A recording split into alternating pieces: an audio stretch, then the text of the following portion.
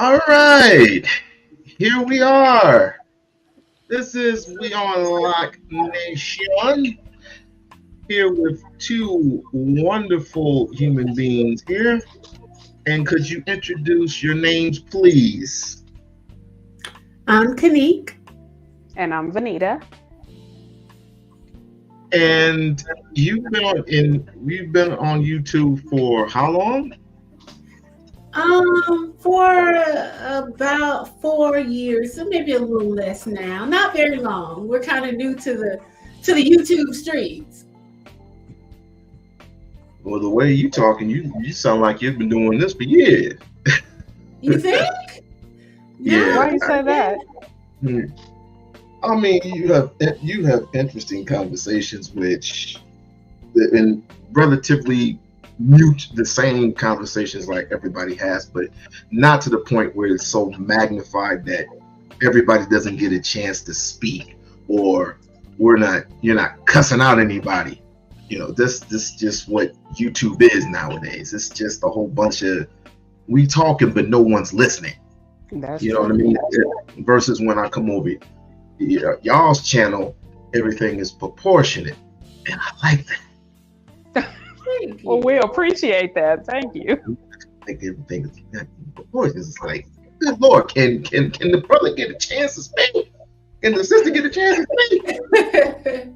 Yeah, we like to when she and I have guests on specifically, we want to hear everybody's perspective, the men and the women, and make sure everybody's able to get their point across, without interruption or fighting as much as possible. So as the primary host, I've been able to kind of control it. But my guests, they're pretty they're pretty even keel. So yeah, I don't have a lot of real drama-fied people come on. So it's been good. It's been fun so far. I'm enjoying it.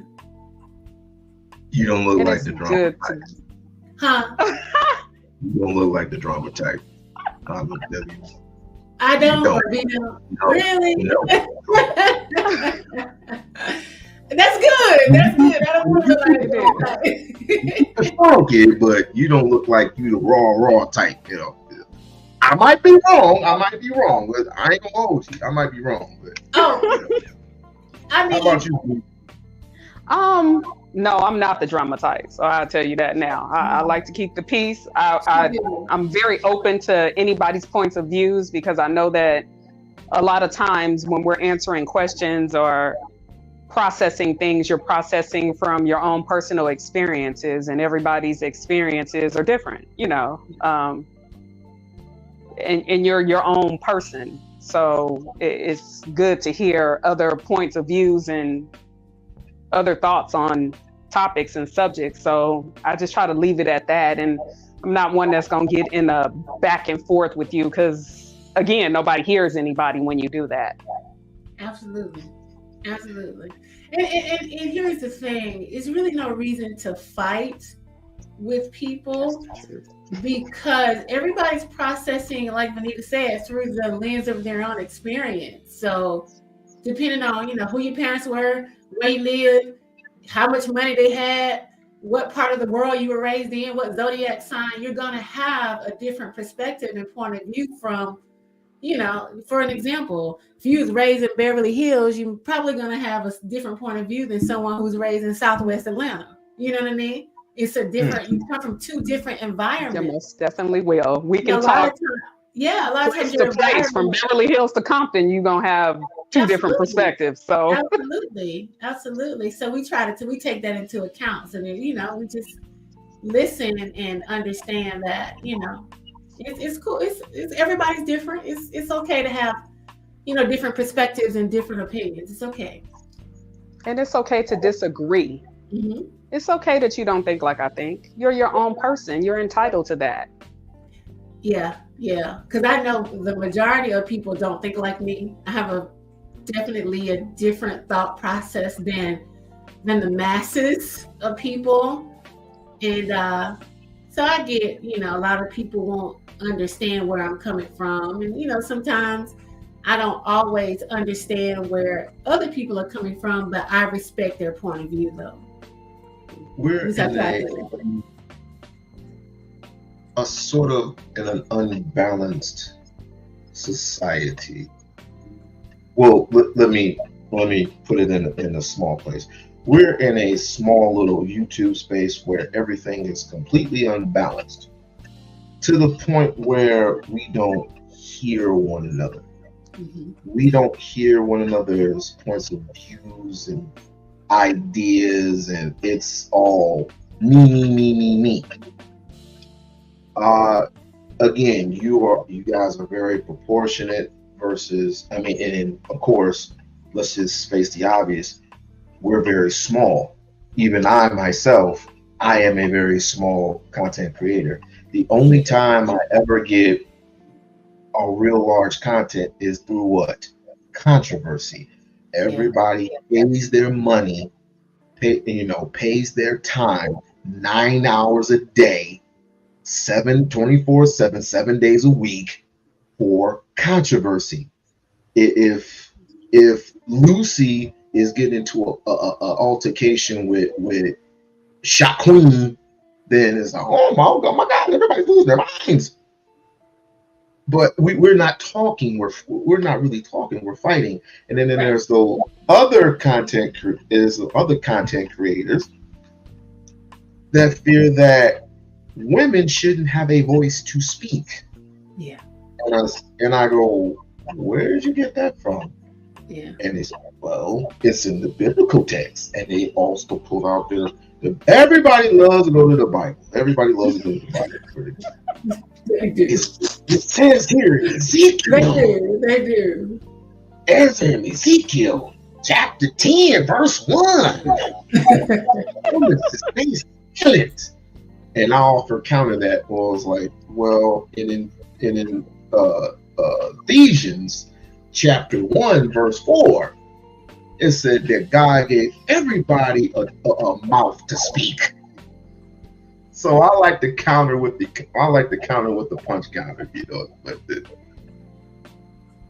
I watched a YouTube video of y'all going back and forth with this whole money grub situation. Which one? There's always a topic. I remember it well because I played it over 1,000 times. If a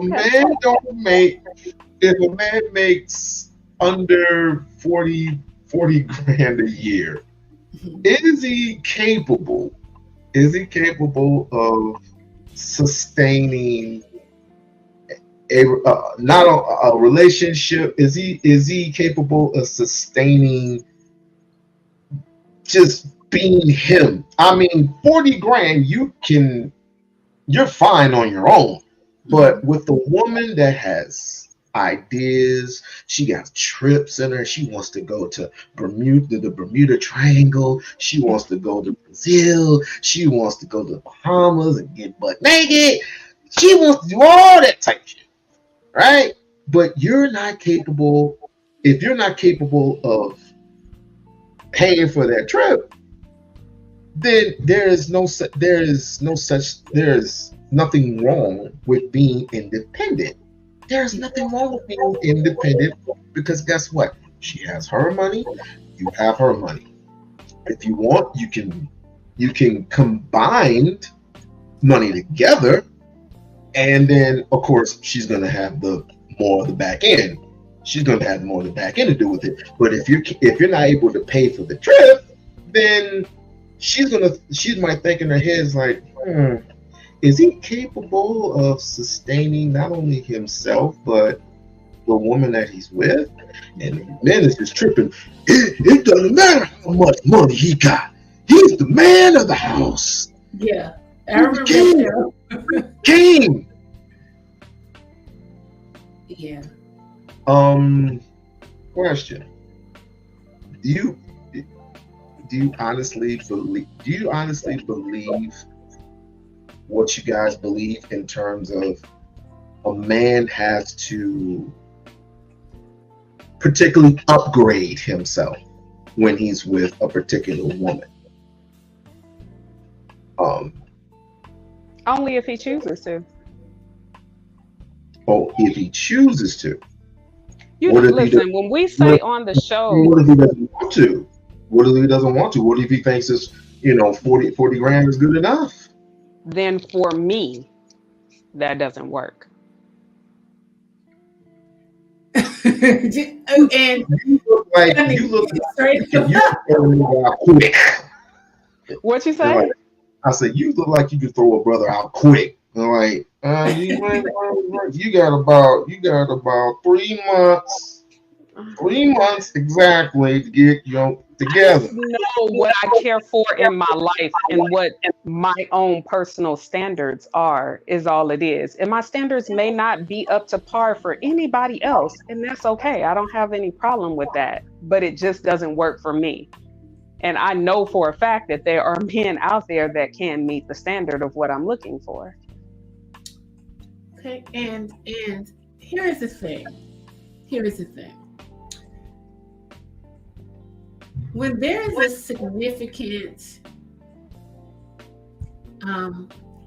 gap in salaries, speaking from experience, Mm-hmm. it wasn't necessarily that he couldn't, and maybe a little bit of it, maybe he couldn't afford to go to places that I could afford to go and do things. But the issue with it was it bothered his ego. Like, although he didn't want to feel less than, or he didn't want to feel like he wasn't the man, and I never made him feel that way. I actually went above and beyond to try to ensure that our huge gap in salary didn't make him feel like he still wasn't the head of the household, because I believe in that. I want a man to lead. I didn't at the time, let me say at the time, I didn't think that it should make any difference, because I loved him and he loved me, and and his salary didn't negate the fact that he's a good person, and a great soul. And that's what I went off of, really, truly, the person that he was. But unfortunately, when we got into the relationship, because he found out, because it wasn't initially, he found out that I made significantly more, it began to, it made him insecure. And, he began and by the way, if you have any questions for me, just feel free to ask. Okay.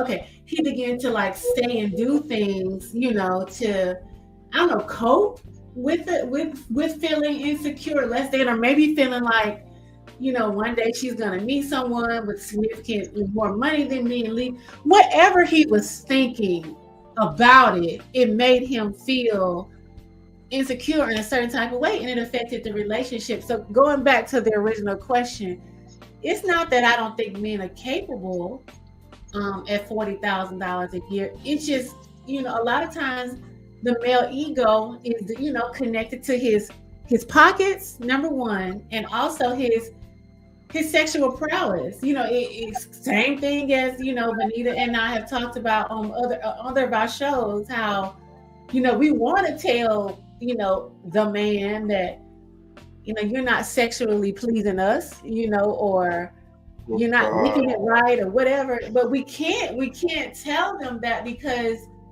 it hurts their ego, and that's not what we're trying to do. So these things, meaning money and shit like that, it plays a part. So going on the show, what Vanita and some of the women were trying to get across was, it's not the money, but it's what the money does to the man's self-esteem and self-worth. Yes.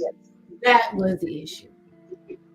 And when you went there with sex, I was thinking, little salary, little. He ain't got nothing. pain in. But he'll go out and look at this. It always goes to this too. Well, look at this white man over here. In the Bentley. Yeah. I bet he can get my panties wet. Well, they had, when I say they, I mean the dominant society's male, I'll call them that, the Caucasian men, they have a different plight than, the men in our community. And as I do commentary on my channel, I try to always take that into consideration. Mm-hmm. The wealth gap, the fact that, a lot of them had their fathers in the home, just the mere fact of being that race, it's a whole lot of things that they have over the men in our community, which gives them, a advantage, definitely financially over, the men in our community. And that's not that's not the men in our community's fault per se. I think the problem that a lot of Black women feel is that they feel like, if Anita can say if she believes the same, that a lot of our men don't live up to their full potential, meaning they have the ability to do it. They have the minds, they're smart enough, but it seems to me as sometimes there's not a lot of belief in self, right? It's not a lot of belief in self, because if you can do it, but you don't believe you can do it, or you're not, confident or not self-assured. And I said on a couple of shows, I think a lot of it is just having a lack of someone to validate them, meaning, going back to what you said about Caucasian males, a lot of them have fathers in the home throughout their entire life to not only validate them, to teach them, the money ropes and all of these things, where a lot of our men were raised by mamas and aunties and grandmamas and sisters and all of these things. So they get out there and they try to figure out this man thing by themselves in the midst of trying to find an identity, trying to figure out what a man is, going up against what society is saying, because society constantly tells y'all ain't shit. So you're listening to that. You're listening to women. It's a lot of outside shit that is going into our men's mind that they have to fight off. And I think sometimes, although y'all might not say it, meaning not used, but your brethren, they might not say it, but I know it bothers them and gets to them, and it might make them feel like they're not worthy, they're not good enough. So I don't fall into that category. I don't fall no, into not you specifically. I'm just making a statement. I don't fall into the men's category of, I'm so insecure within myself that I gotta blame a woman for making all the money and being all independent. Well, if you're all independent, then you don't need me. Who gonna check me, boo? You on that type of a level. I'm like, no, I'm not on that type of time. The type of time that I'm on is if you can support yourself and I can support myself, and we combine heads, we combine knowledge together, then we can accomplish many of the things. Now, I don't mind if you make more money than me. I don't mind that at all.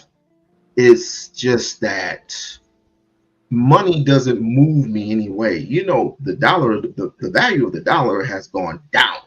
So, and this is the reason why so much inflation everywhere. The fact of the matter is, if you can help me and I can help you emotionally, economically, we can sustain a relationship together as one. We can pray together. We can sleep together.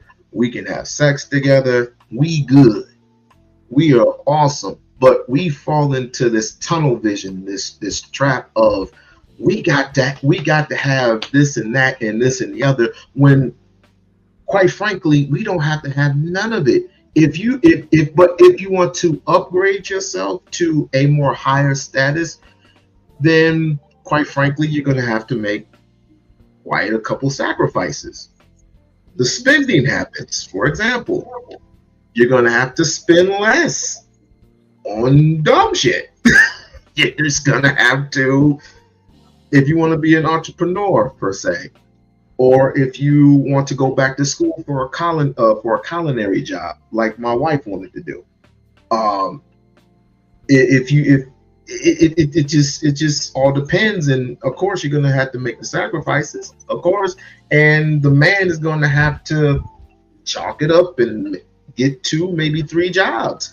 That's what he's gonna have to do to make things successful in their lives. But you listen so much to other people say that men will never make the money that a woman makes. And that's a lie, because we make the same amount of money. That's not true. That for me, that's where my argument comes in, that if women, and everything Kennique said as far as the men not having fathers in the house, you're absolutely right. Does it impact things? It does. Has it made it easier or better for other races? Yes, it has. I don't take that away. But what I will say is Black women have found a way, and the drive and the motivation to go make the money. And men have the exact same opportunity that we have. It's really based off your mindset. There's no white man that's holding you back from getting to the table. There's no person you're holding you back. So that's where my argument with our community comes from. It's y'all don't seem to be trying hard, and I'm not saying you in particular, but a lot of our community of men are not putting forth the effort. Instead, they whine and cry that they're being held back. That rhetoric, you're soon as you say those words, such and such is holding me back, you've already told the universe that you're going to be held back. You dictate how things work for you. Not everybody on the outside, you dictate it. So that's where my argument comes in at on it. I want men to have the drive. Y'all are smart as heck. Y'all are smart, but you don't apply yourself enough to me. Mm-hmm. I think that's the. Go ahead. Who is holding who back at this particular age? And that's my question. Who is holding who back? You're absolutely right. That's exactly what my argument in it is. Because on the podcast, like you said, all these podcasts that we have out here, that's exactly what's being said. And it's like, nobody's holding nobody back. Black women don't have this over the top privilege than men have. No. Now, will y'all have to maybe fight a little bit harder, unfortunately, because of how Black men have been represented over the years? Possibly so. You may have to fight a little bit harder than we do. But it's not impossible. It's not possible. There are men that had to scratch and claw, and obviously they've been through some turmoil. But there are also people who will not do the jobs that everybody else is doing. And let's just say, and I've heard this before, and this is totally ridiculous. You have a 6-figure job, right? But if that 6-figure job is not giving you the money that you feel that you earn, you're going to quit that job without even developing anything from that job and go to another one that will hire you for more money. But guess what? Let's just say you have a full-time position at that particular job, right? And you find out that this job is paying you, let's just say 2%, a little bit more than what he's paying. But guess what? That's only part-time. Part-time meaning we'll call you whenever we need you. You're better off staying at this particular job and developing yourself into something. And of course, saving. There is this thing called saving you have a checking and a savings, but sometimes you have to put the money in the savings, stuff, shit like that. So I don't get the whole thing. Maybe when you're younger, maybe there's some elementary things, because some elements, some things like that are holding you back, possibly, maybe. But when you get older, like my age, I'm a little over 40. So if you can't get it, if somebody's holding you back and you can't get a job at McDonald's, which they're paying $20 an hour, I feel the most sorriest for you. You got to get with the goose with the gander, because right now, at this time, excuses are out the window with AI in effect. Oh no! If you're not a computer programmer, no. The deal is they're gonna take away most of the jobs, and the only thing you're going to be stuck with is if you're not a computer programmer, if you're not going to get these things up to date, you're done. So you better get in where you fit in and stop complaining. And that's one of the issues, because even what you're saying, going into IT field, a lot of our community feel like they can't for whatever reason. I'm not quite sure why, but they perceive they can't. Mm-hmm. And we ain't talking about the sex part. Oh, because I'm not sure we should get into that at our age at this point in time, because that conversation tends to go way. I'm just saying it comes hand in hand and everything. You not sustaining the job, you pretending that 40 grand a year is going to get you anywhere, which is not. And so you feel the need that you're still the king of your castle, which you are not. So what the most that you can do is a janitorial position, which pays over $20 an hour.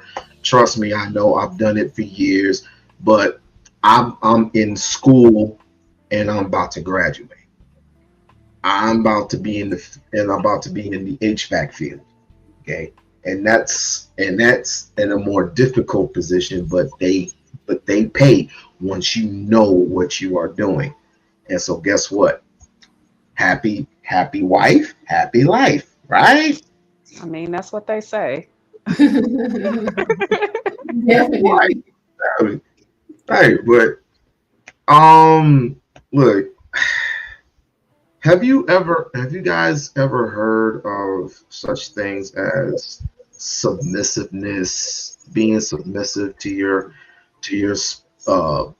boyfriends and spouses and all this other type of nonsense going on? And it's just you're being too masculine, and you make too much money, and you're independent, you all by yourself, you need protection from a man, but you act like you don't need protection. Have you heard of talks like that before? All the time. All the time. On social media, even on YouTube. Like I said, I check in with people's podcasts, men and women, and I hear, men saying that we're not, when I say we, particularly African American women, we're not submissive. We won't let them lead. I don't know how you not let somebody lead, because you don't ask people, okay, you let me lead. Lead me today? Did we go to Obama and say, so Obama, are you going go for presidency so that you can lead us? I was trying to tell the men. I think I made a post about this sometime last year on Facebook.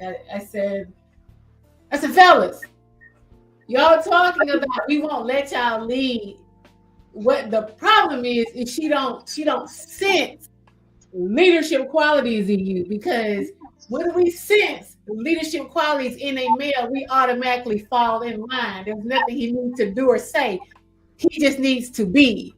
And some men got it and others don't. And the ones who don't think that we're doing something to them by not allowing them to lead.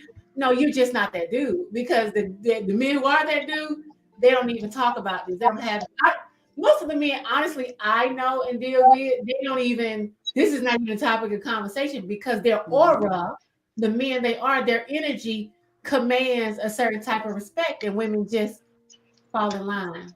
So Yep. yeah, we had that conversation.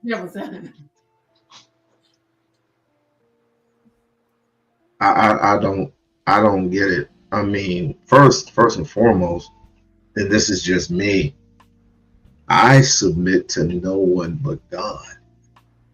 And my wife is the same way. I mean, even though even though I make the final decisions in the marriage, she still have a voice. Absolutely. In Clearly, the relationship.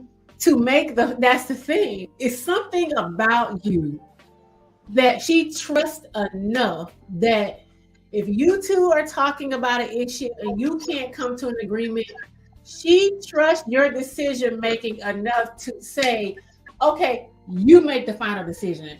That's what I be trying to explain to men. If you're not getting that type of feedback or treatment from women, then it's something about you that she doesn't see as trustworthy enough to make decisions for both of y'all. And a lot of men have a hard time accepting this truth, but it is.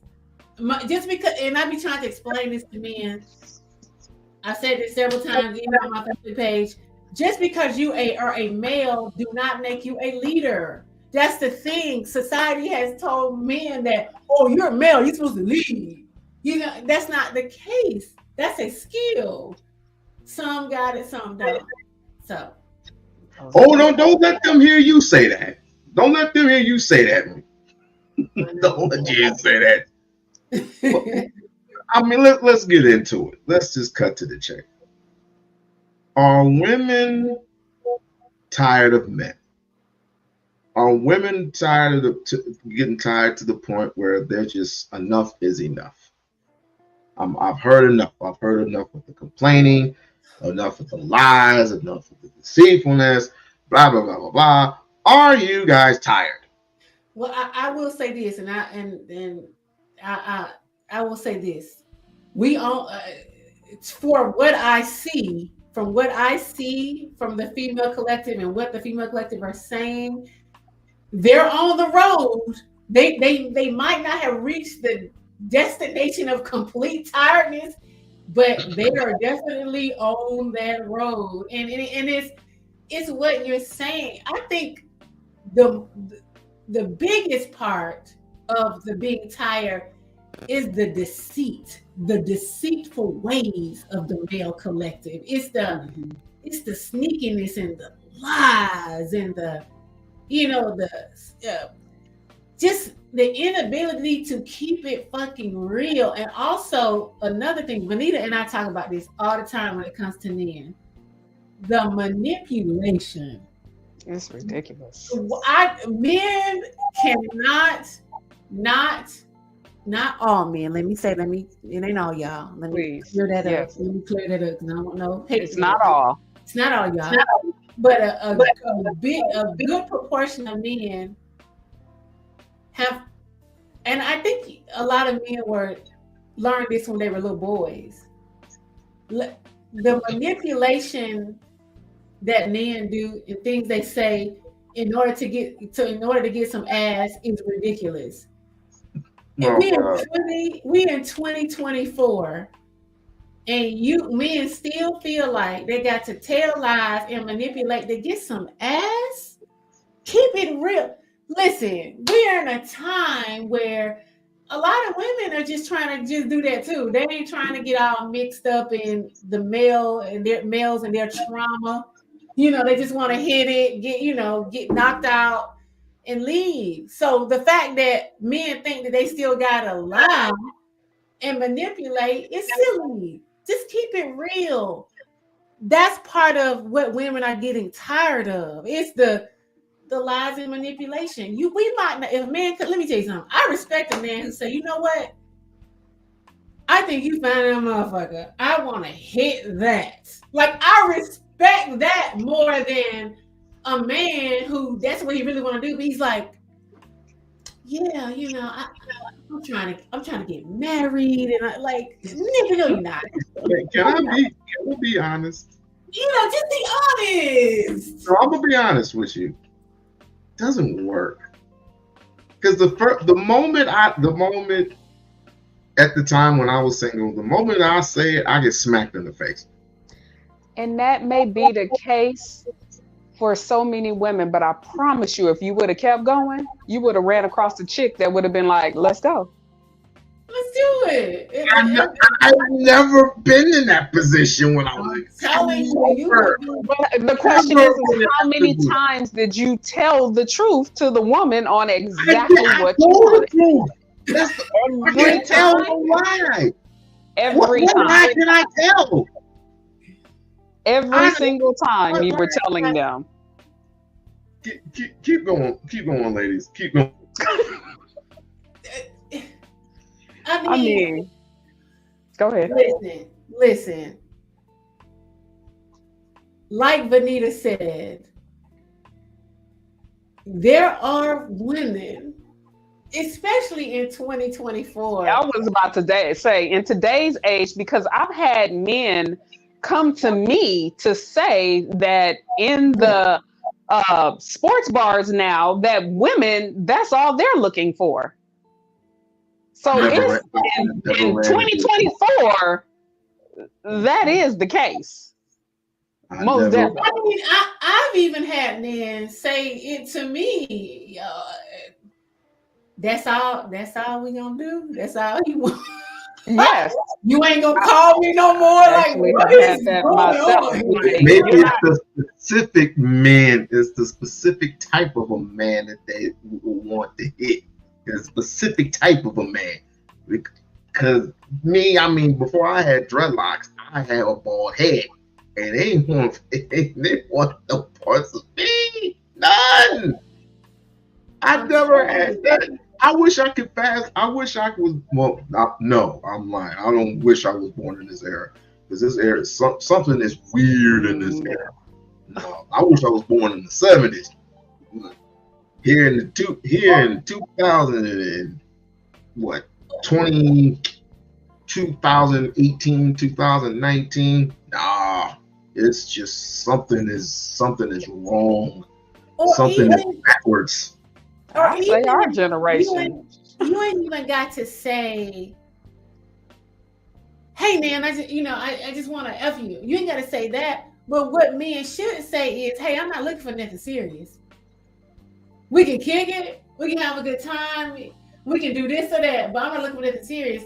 The problem is, some men pretend to be looking for something serious, and that's not what you really want. And so they allude to they're looking for something serious. Wait. Hold on. You just said a few minutes ago. We want a brother to be honest, right?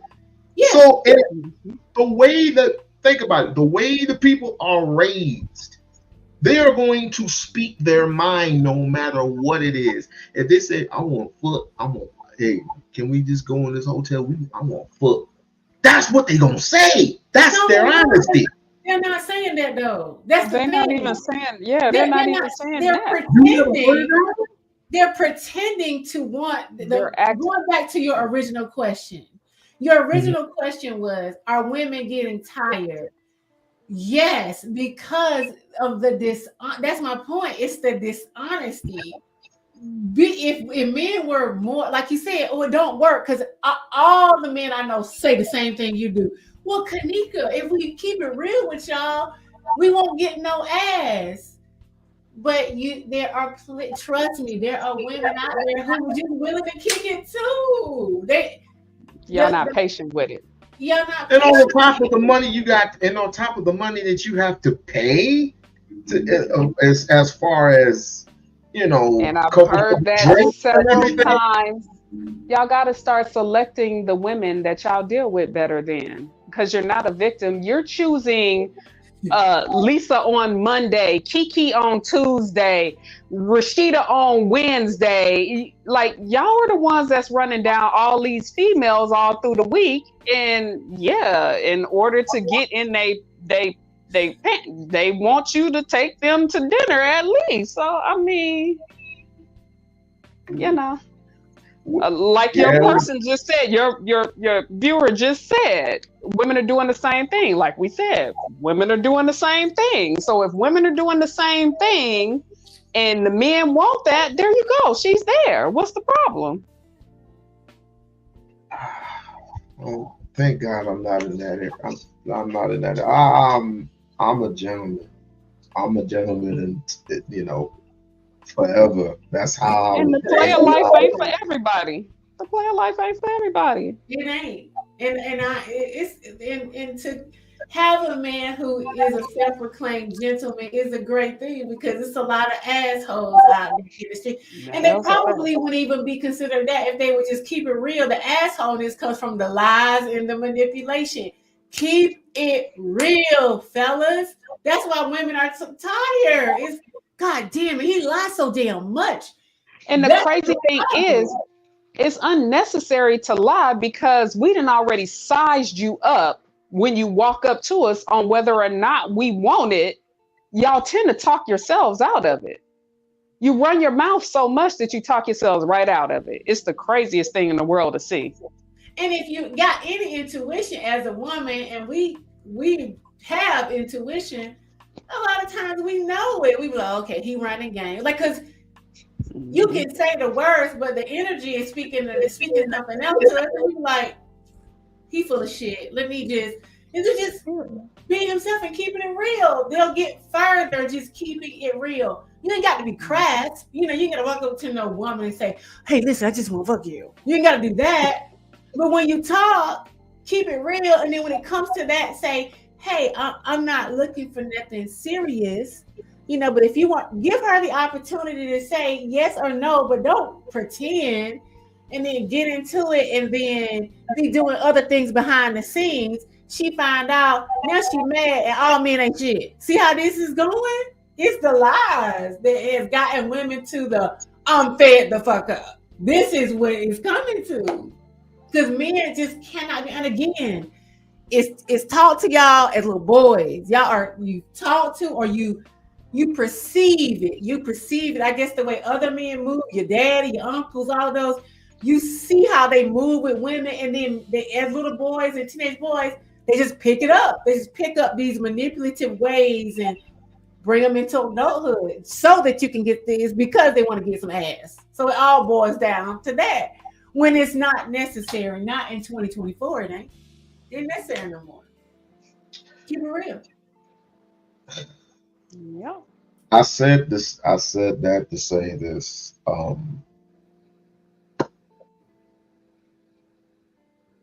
With all that we just went through, not one mention of the word love or respect. Well, respect is the most important to everybody. I get it.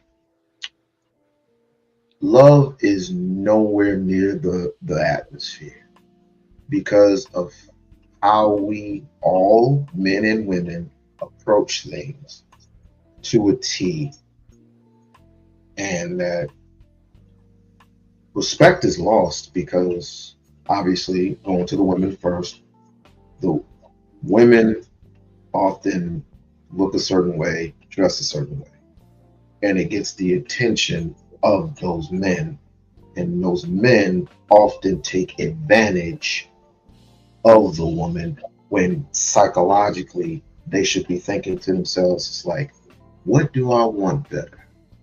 Do I want a woman that I'm a sustain a relationship long term with? That's well and gone. Versus a woman I'm going to be with short term with. I mean, we could all have fun. There's nothing wrong with having fun. But an ideal person who wants to be with their ideal woman for the rest of their lives as completely lost, because there's not one mention of the word love. agree or disagree? Well, this isn't the culture that we were born into. Doesn't really. How did I know you were going to say that? The culture, and this has been something I've been watching for since I was a little girl. I tell me this all the time. Doesn't really foster a healthy environment for healthy, loving relationships a lot of times because of the trauma that we were all born into. We know how we got here and they need to go on over that. But because it's been going unhealed generation after generation after generation, how can you really love another in a healthy way when the majority of us don't even love ourselves That's what I was going in a healthy way? You have to love yourself before you can love anybody else. Mm. And the truth of the matter is, within our culture, it's obvious that we don't love ourselves. And you can go back to kind of what you just said as far as how the women dress, or how the men carry themselves, how they treat one another, how everyone's treating one another within the community.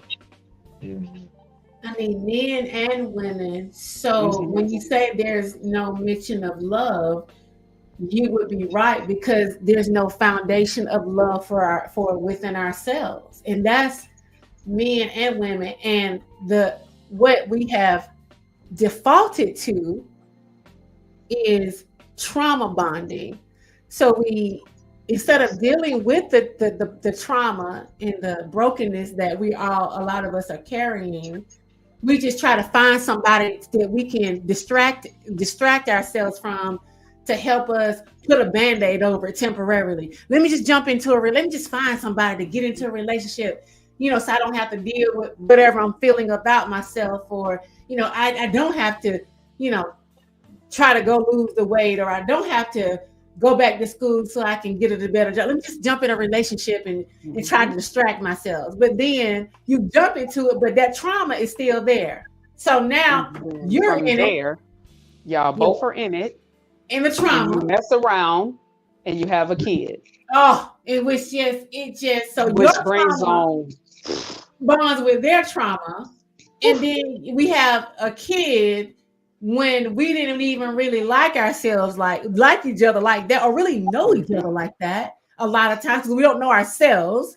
Yep. We just unconsciously making decisions based, like I said, a lot of times out of pain. We bring a kid into it and everybody pissed.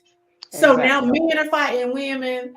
The women are fighting the men because they feel like the men are stepping up to help. And the men didn't want the kid in the first damn place. It's a clusterfuck, because none of us, men or women, are stopping to heal and figure out our own shit. The default to relationships is not the fucking answer. It's just not the answer. Because if you look across the board at men and women, we say men have a whole bunch of baby mamas. Well, in order for them to have a whole bunch of baby mamas, the baby mamas have to have a whole bunch of baby daddies.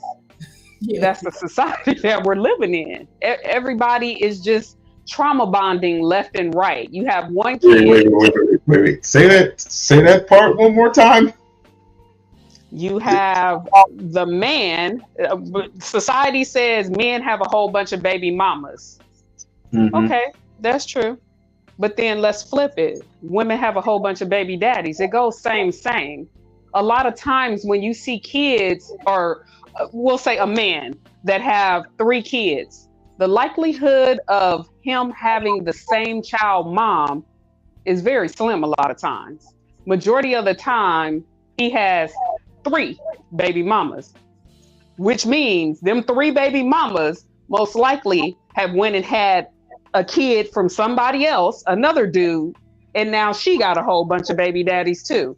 So we're all just trauma bonding, having kids left and right. Every time we get into a relationship or a situationship, because they don't even be relationships. Yeah. A situationship, they end up popping out a child. Nobody's healed. And then what do you think that's being passed down to that child, those kids, in all those different scenarios and situations. Drama, all those things. Drama.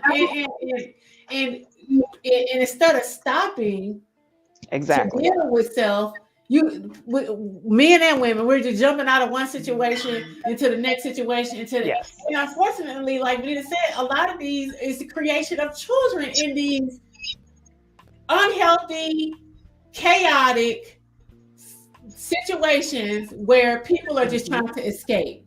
Exactly. Which is the discord within the community. And once you have kids, those of us that have kids know none of us want our kids to fail.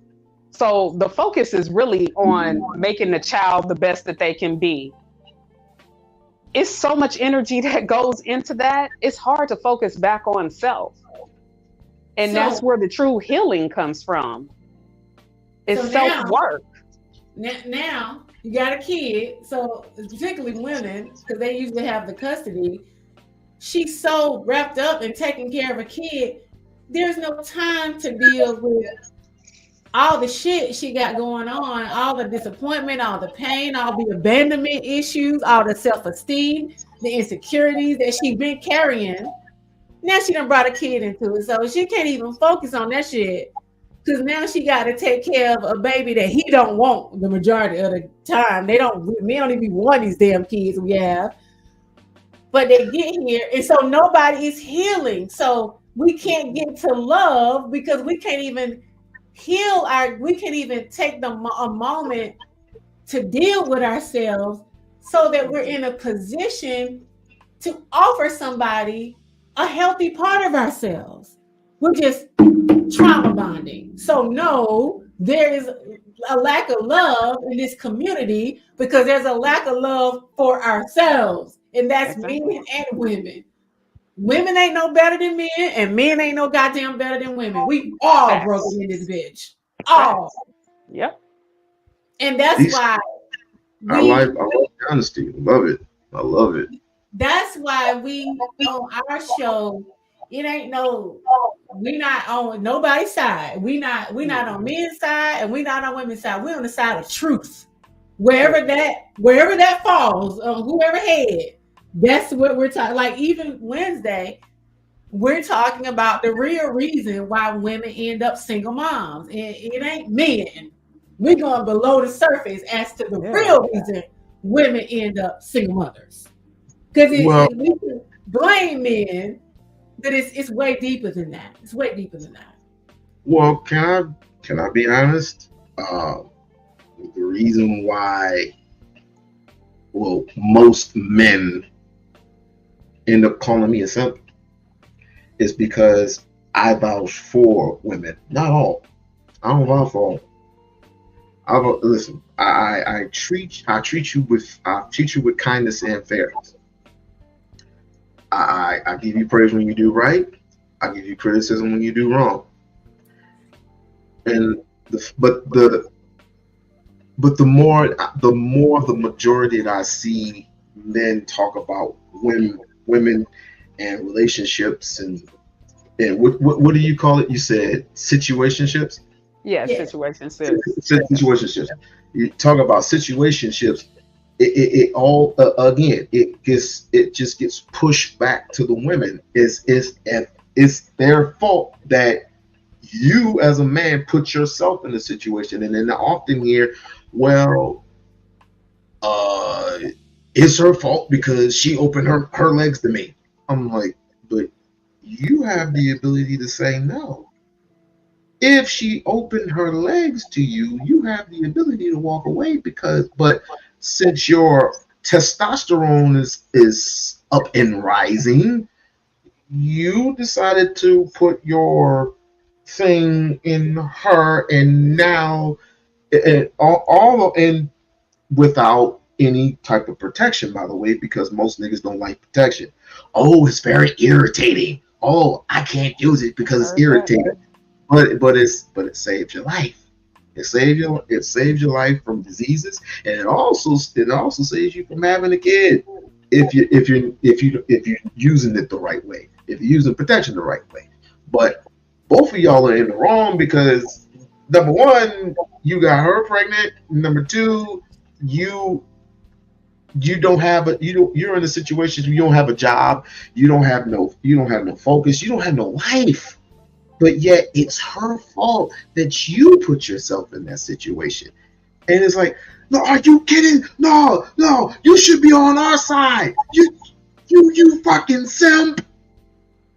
What men need to understand is men have to understand that, because I've heard so many men say, why you ladies, why do y'all keep making this choice? What men have to understand, women are deeply driven by the template of creating a family, right? As little girls, as early as I can remember being conscious of the concept of man, woman, child, women have been, everything about our life has been have a family, have a baby, get married, have a family, have a baby. So when you have this program being pushed on you all your damn life, ever since you were cognizant of the concept, when you get old enough to try to do what the matrix or what society has told you to do, you're going to follow the, if you're unconscious like most women are, most women aren't self-aware, they're going to follow the template in which society is trying to give them. Unfortunately, women are not getting the buy-in from the man. We're trying to create this family life based on the TV, the movies, and the TV shows, and all this shit they fed us as little girls, but men ain't on the same page a lot of times. So we thinking, oh well, if we have a baby, then maybe he'll just, he'll look past it, or he'll come in and he'll rub my stomach and he'll do the things, because again, she's driven by the template. She's driven by the program. So what I'm saying is, so men can understand the psyche of women, because a lot of men, they say, why would you sign up to be? She's not signing up for that. She's signing up trying to create the program she's been given all her life. It's only that when she get in it and realize, wait a minute, I don't know if this is really what I want. Cause he ain't coming in. He ain't acting right like they told me he was gonna do. Although men said a lot of times, look, I ain't gonna do it, but still the program is so strong. It's almost like a virus on women. It's so strong, it'll come in and shut all the other applications the fuck down. That's that's the issue, and that's what men have to realize when you're dealing with women. Women are driven by love and relationships. It's the number one thing that they want out of anything. And no matter what, a lot of times women got to do to get it, even if it means having a goddamn baby, women will do whatever they need to do to try to get it. It don't work. You should run for mayor. You should. I would vote. I told Anita, I could have very well been that woman. I was almost fucking there. And the man came to me. I talked about this on one of our shows I did. He said, listen, straight up. He was so true. He was like, if you have this baby, I'm gonna be there for my child, but I don't want nothing to do with you. And we're not gonna be in no relationship. We're not gonna get married. I was 24 years old. I'll never forget it. So he said, you make the decision, because we're too damn young, because he was 27 at the time. We're too damn young to be having a baby. So I'm letting you know, because if you're doing this for me, try to be with me, you're gonna be very, very sad and upset. And I had to search myself, and I was honest, because a lot of women, we're not honest about the real reason why we're doing this. I had to be honest.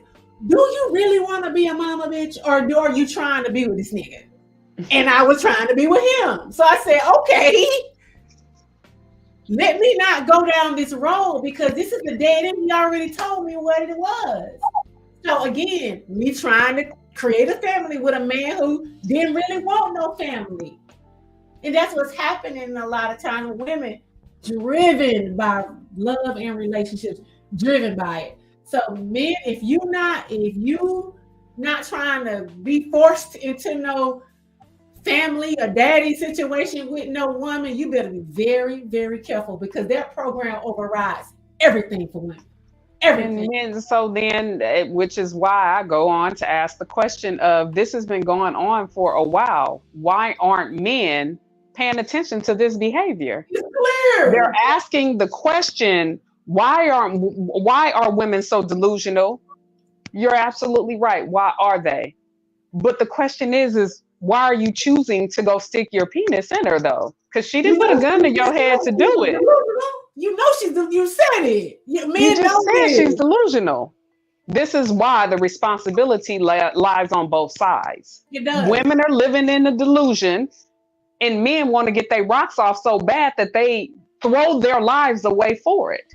I said all the time, man, you're not no victim. You're not a victim either. Women, when you're not a victim, you see, the only thing women care about is trying to be in a relationship. That's number one.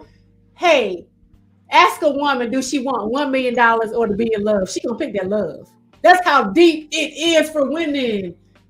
You got to watch yourself. Logic, women are emotional. Everything is love, emotion, relationships. Not logic. It ain't no logic in this shit, okay? So you need to be very, very careful. You said if the woman were to choose $1 million over love, they would choose love. Oh my God! Quickly. In what day and age? In what world? Right now? You must not know the women I know. Women don't even talk about money. I'm talking about in today's era. I'm talking about with Vanita. Do you talk about money with women or any type of no, not money? Besides you, no, nobody. I don't talk money with any other. One other female I talk money with. One other person. Majority of the time, the conversations are about men for everybody else. We can get a group of women together, and majority of the time, the conversation is going to go to either what dude they're currently dating, or what dating at their own, or what they done been through with a dude that was a knucklehead that did blah blah blah blah blah. Or for those that had kids, maybe their child's father and what their child's father to have done. It's usually something about a relationship.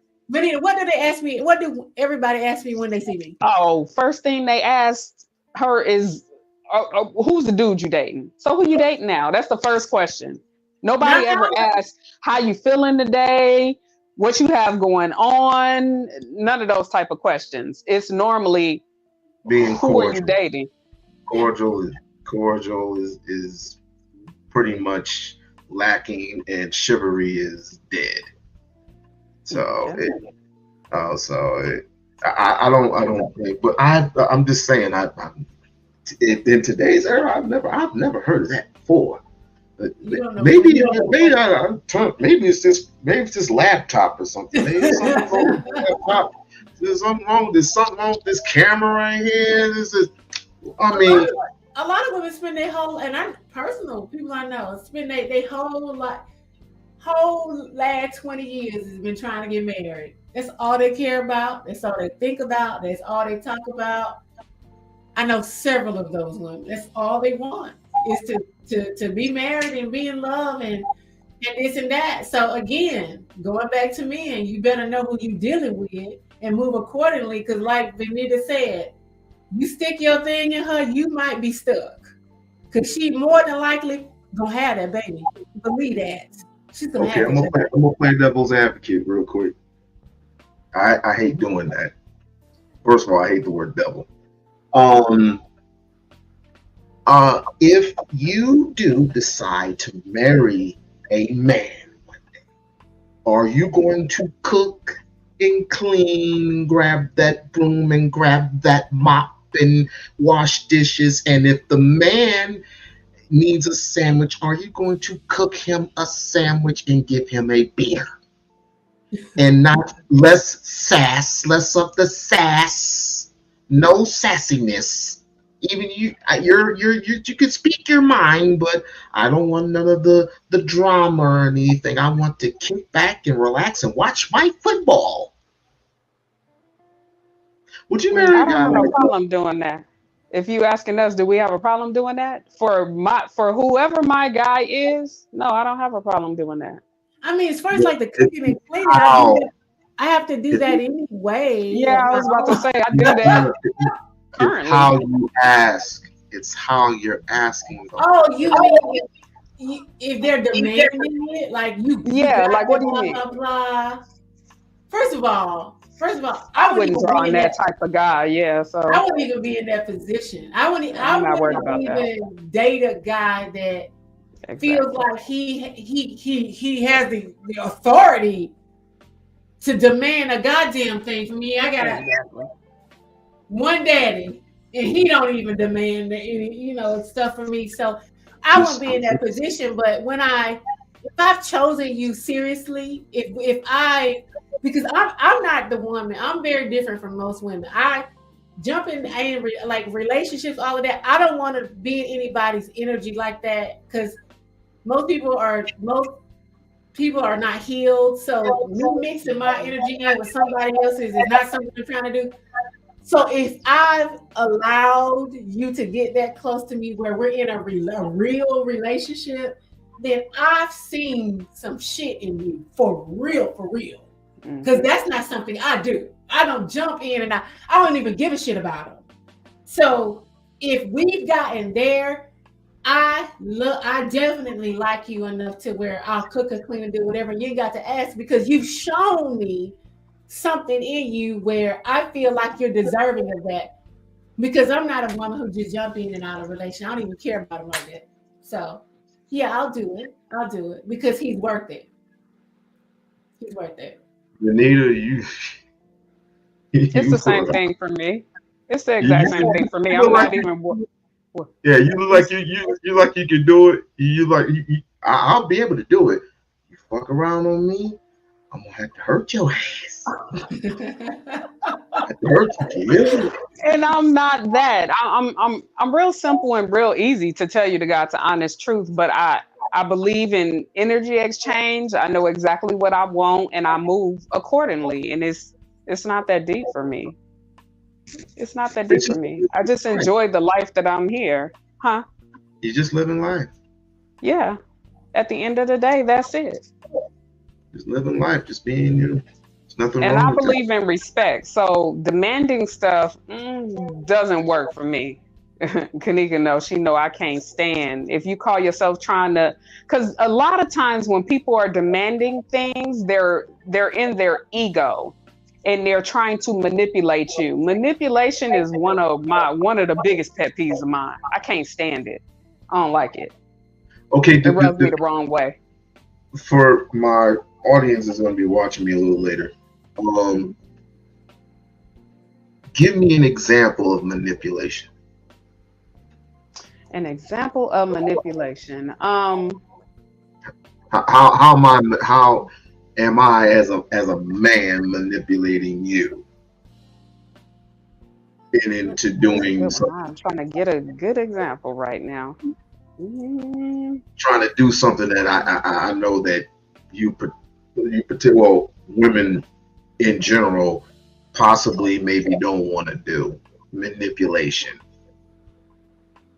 I I would. can't think of a good example right now. Nika, can you think of one? Oh, I can't think of one. me? Let me give you an example of when you're talking to, like, for instance, a man will say to me, um, I It doesn't have to be your experience either. It doesn't even have to be your experience. It could be somebody else's experience. men will say, like, for instance, like try. Okay, I don't want to say this, but like they'll try to like pretend like they're doing something for me, but really they're trying to get over here so they can have sex. Like for instance, if I say something like, "Damn it, I got to call someone to go. I got to call the guy who cuts my grass at my house. I got to call the guy to cut my grass. It's getting a little high." They'll say stuff like, I'll cut your grass. I'll come over there and cut your grass. It ain't that he really want to come cut my grass. He's trying to I was about to say, I can give you another one kind of on the same premises. I just came from the gym and dang, my body hurt. I really need to go get a massage because I ain't had one in a minute. And then I'll give you a massage. You don't really want to give me a massage, sir, because they what's the name of the massage place? Massage Envy is gonna give me an hour and a half massage. You gonna rub for about 5-10 minutes, and then you gonna want to have sex. Then you kiss on your back. It's say you want to have sex instead of saying or pretending like you want to come cut my grass. No, you don't. You want to get over here so you can try to get back. That's what you're trying to do. It's manipulation. Like, men try to pretend like they want to do a certain thing or they say a certain thing, but underneath it, that's what manipulation is. Underneath it, it's a different motive. Yeah, it's untrue. Yeah, your real motive is this, and instead of just keeping it real about your real motive, you say and do things to pretend like it's something else. Men are masters of manipulation. I just catch it. Mm-hmm. And then when I call it, I'll be like, "Oh, you're trying to manipulate me." "Oh, no. Yes, you are. Yes, you are." But they don't really believe they are because they've been doing it so much. Men are taught it. They're unaware. They're just like, they've been doing it for so long, they don't even see it as manipulation because it's a learned behavior. And they've been doing it for so long. So that's what we mean by manipulation. Okay. So now that I get the full scope of what most of these manosphere Negroes and these red pill Negroes are absolutely what they really want, because they're not going to tell the truth, the whole truth. It's flabbergasting to me, and this is the reason why we're in the position that we are today in society and life. Cordial. If I open the door for you, normally your reaction would be what? To say what? If I open the door, okay. Yeah, thank you. Now it's like we argued a whole 3 hours, 10 minutes, and 28 seconds. I remember it well. That a woman, I would say, giving 10% of women who don't say thank you or just don't acknowledge you. We were arguing a whole 3 hours about a woman not acknowledging, one woman not acknowledging a man opening the door for a woman. Do you see how, I don't know if you've witnessed this, how far this shit can go? Well, it can go so far because going back to what we talked about earlier, instead of dealing with, and I say, and this is for men, instead of dealing with the insecurity of feeling not validated, because that's what that is. She didn't say thank you. Whatever trigger that meant to whoever male felt that way, instead of acknowledging, why did I get so mad or offended because this woman didn't instead of dealing with the insecurity, you know, or whatever's going on inside, a lot of these men just blame the women because I don't know if they don't know, they don't know to go beneath the surface. They're scared to go beneath the surface, but the male collective just doesn't do any type of healing work or any type of internal work at all. Everything is external. Fix the external, which is why you see a lot of the male collective focusing on women. Fix the external, fix them so they can be what we want them to be instead of dealing with the source of the goddamn issue is that you feeling insecure, unseen, not validated by women or society. Then going underneath that surface, why? Why do you feel that way? What are you perceiving? Did something happen to you in childhood? Did something happen to you in college? Instead of going beneath the surface to find the root of why you feel like you're not seen or validated by women, men blame the women. Everything is external when the issue is men need a lot of fucking healing. A lot of healing. The father Men counseling. a lot. That's what I'm saying. They need a lot of it because the issue is internal. It's not external. It's not your money. It's not women. It's not any of that. It's in here. But to deal with that, you got to go in here and start looking all in the matrix to try to fix the matrix. You can't fix the matrix, but you can fix you. And because there's a flat out refusal to do any work, we're at an impasse. And we'll be here until whenever. And when I say we, meaning black women and black men, we'll be here. Because like you said earlier, women are getting fed up. Like some women, we just rather be alone than deal with men and their trauma. And men are saying, we ain't got no trauma. Y'all need to just submit. So we're at an impasse. We just stuck. I believe that's kind of dangerous, but yet it's just too many knuckleheads for it. Again. I heard too many people say that they don't need it. They don't need counseling. They just need cooperation from the women. Yes. Like, and a lot of men believe that they don't. There's no, because it's not taught, especially in this community, even spiritually.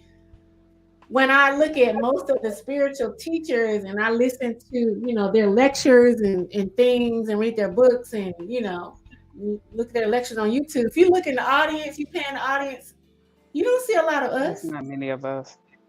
Not the big. Some of the best spiritual teachers in the world who. Some of their teachings changed the course of my life and definitely changed my perception. Eckhart Tolle. Eckhart Tolle. You know Eckhart Tolle? Never heard of him. You never heard of him?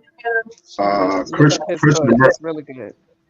Krishnamurti, I'm starting to listen to him a little more. I've listened to the following.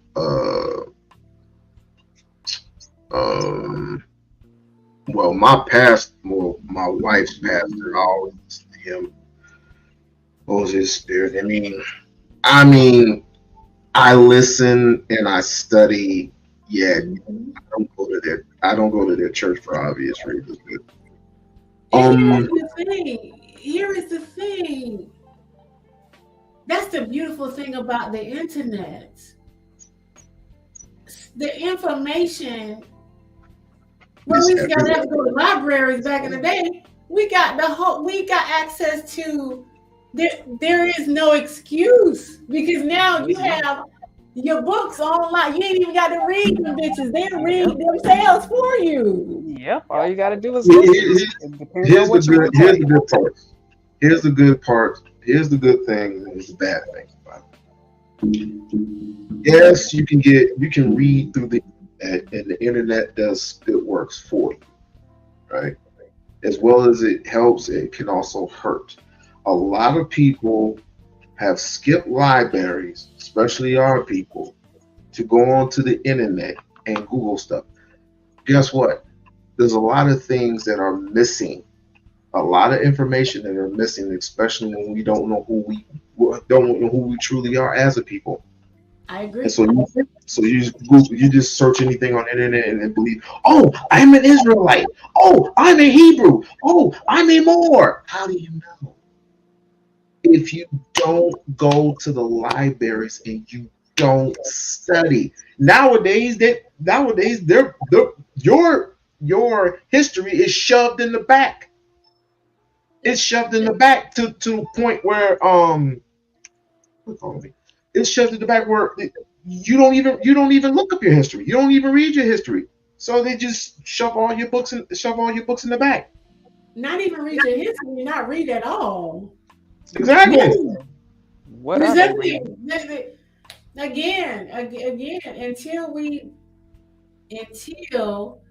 there's a decision to say we want to do better, men and women, and doing better is basically focusing on your damn self. And men stop pointing the finger at women, and women stop pointing the finger at men, because honestly, it's none of our responsibility to save each other. You are responsible for your own goddamn life. Men ain't responsible to save women, and women ain't responsible to save men. You are responsible for you. And until we get that one concept, because we trying to put the responsibility off on each other. Help me, save me from myself. Make me happy, please. It don't work like that. You're responsible for you. And until you get that one concept, we're going to be little hamsters on a goddamn wheel, just spinning, mad at each other. Not little hamsters on the wheel going like that. Not little hamsters. It's crazy.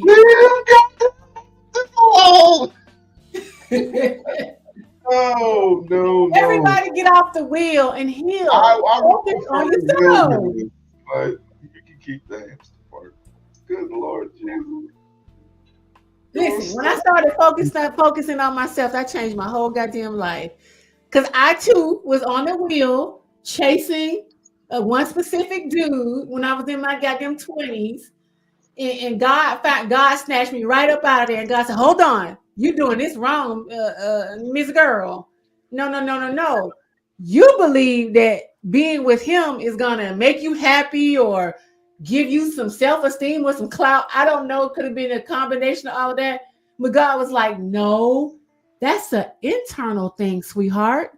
So what we're gonna do is we're gonna make sure he don't even call your ass no more. That's what God did. We're gonna take him right the F up out of your life to make sure you can't focus on nobody but your damn self. That was the best decision God ever made for me, because I had to finally deal with my low self-esteem, my low self-worth, my abandonment issues, and my goddamn neediness. I needed to deal with that so that I can become a whole person and be ready when it's time to meet that man, the one I'm supposed to be with, and I don't bring a bunch of bullshit into the relationship, unhealed trauma, and I can be in a healthier place. Best decision God ever made for me. That's the part people are missing. Nobody can save you, your black ass. It's your responsibility, men and women. You are responsible for your happiness. So it ain't men and it ain't women. So cut the finger pointing. It's on you. You got to find that light within. You got to find that self-worth. You got to find that self-esteem. And once you do, the beautiful thing about healing is once you do, you look, you be like, why was I doing all that? You see how frivolous the things you did and said was, because you're vibrating on a different frequency now. It's like when you're down here you can't really see what's up there. You don't see it because Nope. you're down here playing in the mud. But once you get out the mud and you elevate, you're like, why was I even down there playing in the mud? I was tripping. You weren't tripping, you were just unhealed. That's why it's so important for us to focus on ourselves. Period. Most people like to factor their own vomit. Yep. Right. Some say, well, the grass is greener on the other side. It's like, Yeah. you know, you just need to cut your grass. You need to Your trim own it. grass. Your Your own own damn grass. A lot of They the help. times They it's help. the worst thing. It don't be other people, it be us. Hi. They do. Let's just stop. People need to stop messing around. This world is too damn sensitive. Which I was going to ask y'all earlier. Do you think men are sensitive now? Do you think men are sensitive to the point where there's a whole bunch of crybabies running around? I think I think they were already there. Like they were already in that state. It's just being shined, if you will, a little bit more because things are changing in the world. and social media also, I think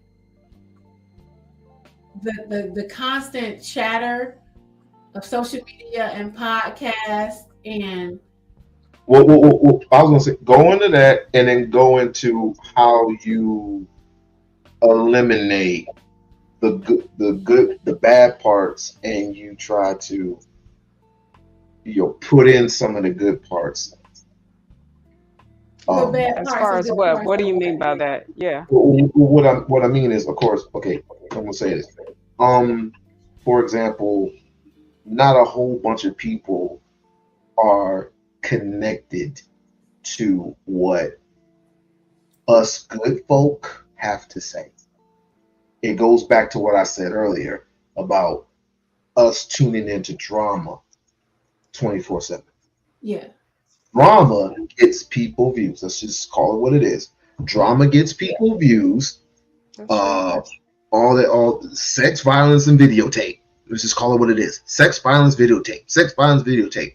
We get up to like 800, 900 viewers of people. Just like a friend of mine. He's been my friend for over 3-4 years. He's over there right now with a whole bunch of girls talking shit. But her chat is lit up. Versus us, who actually speak the God awfulest truth and will give you some advice when needed. We're looked at as boring, very okay, I get it. All right, cool. I'm out. We'll see you later. But when push comes with all that going on, they're not realizing spiritual wise, energy wise, you're pushing that to the next person to be so dramaless. You don't know how the world works in totality. When that energy that you put out into the world, when it hits you, you're going to be in tune for what they're saying. It's like sowing your soul to somebody and saying, "Oh, that bitch fucked with me. No, I get to fuck with her," and it souls on to the next person, and then the next person, and the next person. Versus what we do is like we want to give love, and we want to encourage people to do the right thing, to say the right things for people, to get the right type of information out there to the world. That's what we do, but it does not get clicks and views. It does not. Our community, it goes back to what Kennique was just explaining. The viewers that come over to our page or listen to this kind of content, those are the souls that really, really want to move forward in their life and evolve. That's not the collective. Keep in mind that the world as a whole, you got to have worker bees. You got to have regular people in the world as well. Everybody can't. We could be evolved, but that's just not the stage that we're in. So those that it's their time to do that, they will come and listen to the message and they will do the research. Are we trying to get more? Yes, but the individual soul has to make a decision that that's what they want to do for themselves. If they feel like the rah-rah is feeding them, then that's where they're going to go to. And unfortunately, collective wise, more so than on our side, that's where they're going to. Mhm. There's And, really no I didn't. secret way to get them to come over, if you and, will. for me, what I do know is, the people that are supposed to find us will, the soul tribe, the people that are supposed to hear the message, the ones that God wants to hear the message in the right time, in the right season, it'll be. I'm called to this shit. So I know for a fact that in the right time, in the right season, the right people will show up. I just need to keep walking forward. I just keep doing what I'm called to do, saying what God puts on my heart, and when it'll pop when it's supposed to pop. So I don't even really care about the views per se or the people per se, because I know those that are supposed to come will come. So it's all good. It's all good. And then on top of that, within our community, unfortunately, when you have the, if you will, naysayers come in, we live in a community that they like to push you up to knock you back down, to throw stones at you. So you have to be mindful of that too. Well, You you want start the deceiving and he rose up. He rose up. He rose up before in the book of Acts, and he was testifying the good works of God, and people were throwing stones at him, and he already had risen.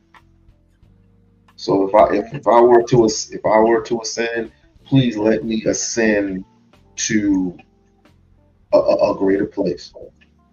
And But the one thing that it's a frustrating thing for me, and the reason it's frustrating, and I hear you, let's ladies. ask you why. Go ahead. I hear you, ladies. Honestly, I hear you. Mhm. But we've gone through so much tunnel vision. It hurts me deeply when I see things like this, and no one is paying attention to the outside world. Like I just did a reactionary video to a woman. I don't know how caught up in the news that you guys are, but I'm sure you've heard of Sheck May Robinson, who got murdered. Um, she was murdered brutally. She was with her 33-year-old white man that she caught up on the internet. They were at a bar, and they got back to his house, excuse me, and she found out some stuff that she shouldn't have found out, and she was brutally murdered. And he scattered her brain, her body parts all across Milwaukee. That does not get any trend at all. Like, we're so focused on getting money. We're so focused on just viewing all this other shit that the real world just gets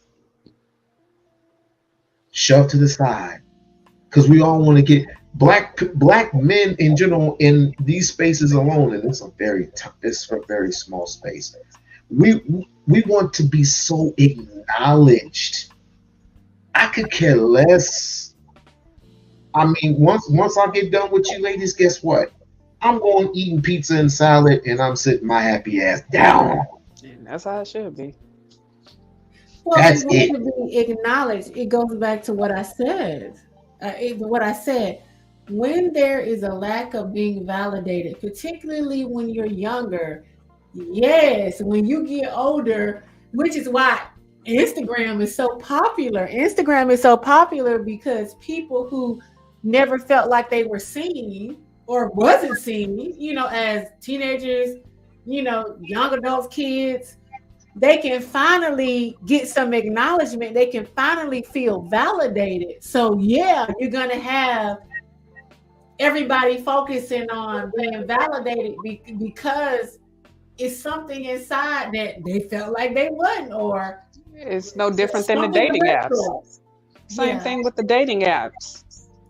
A lot of yeah, times with the dating apps, you'll have men and women that say something or approach one another when if you were in that person's face, you wouldn't say anything.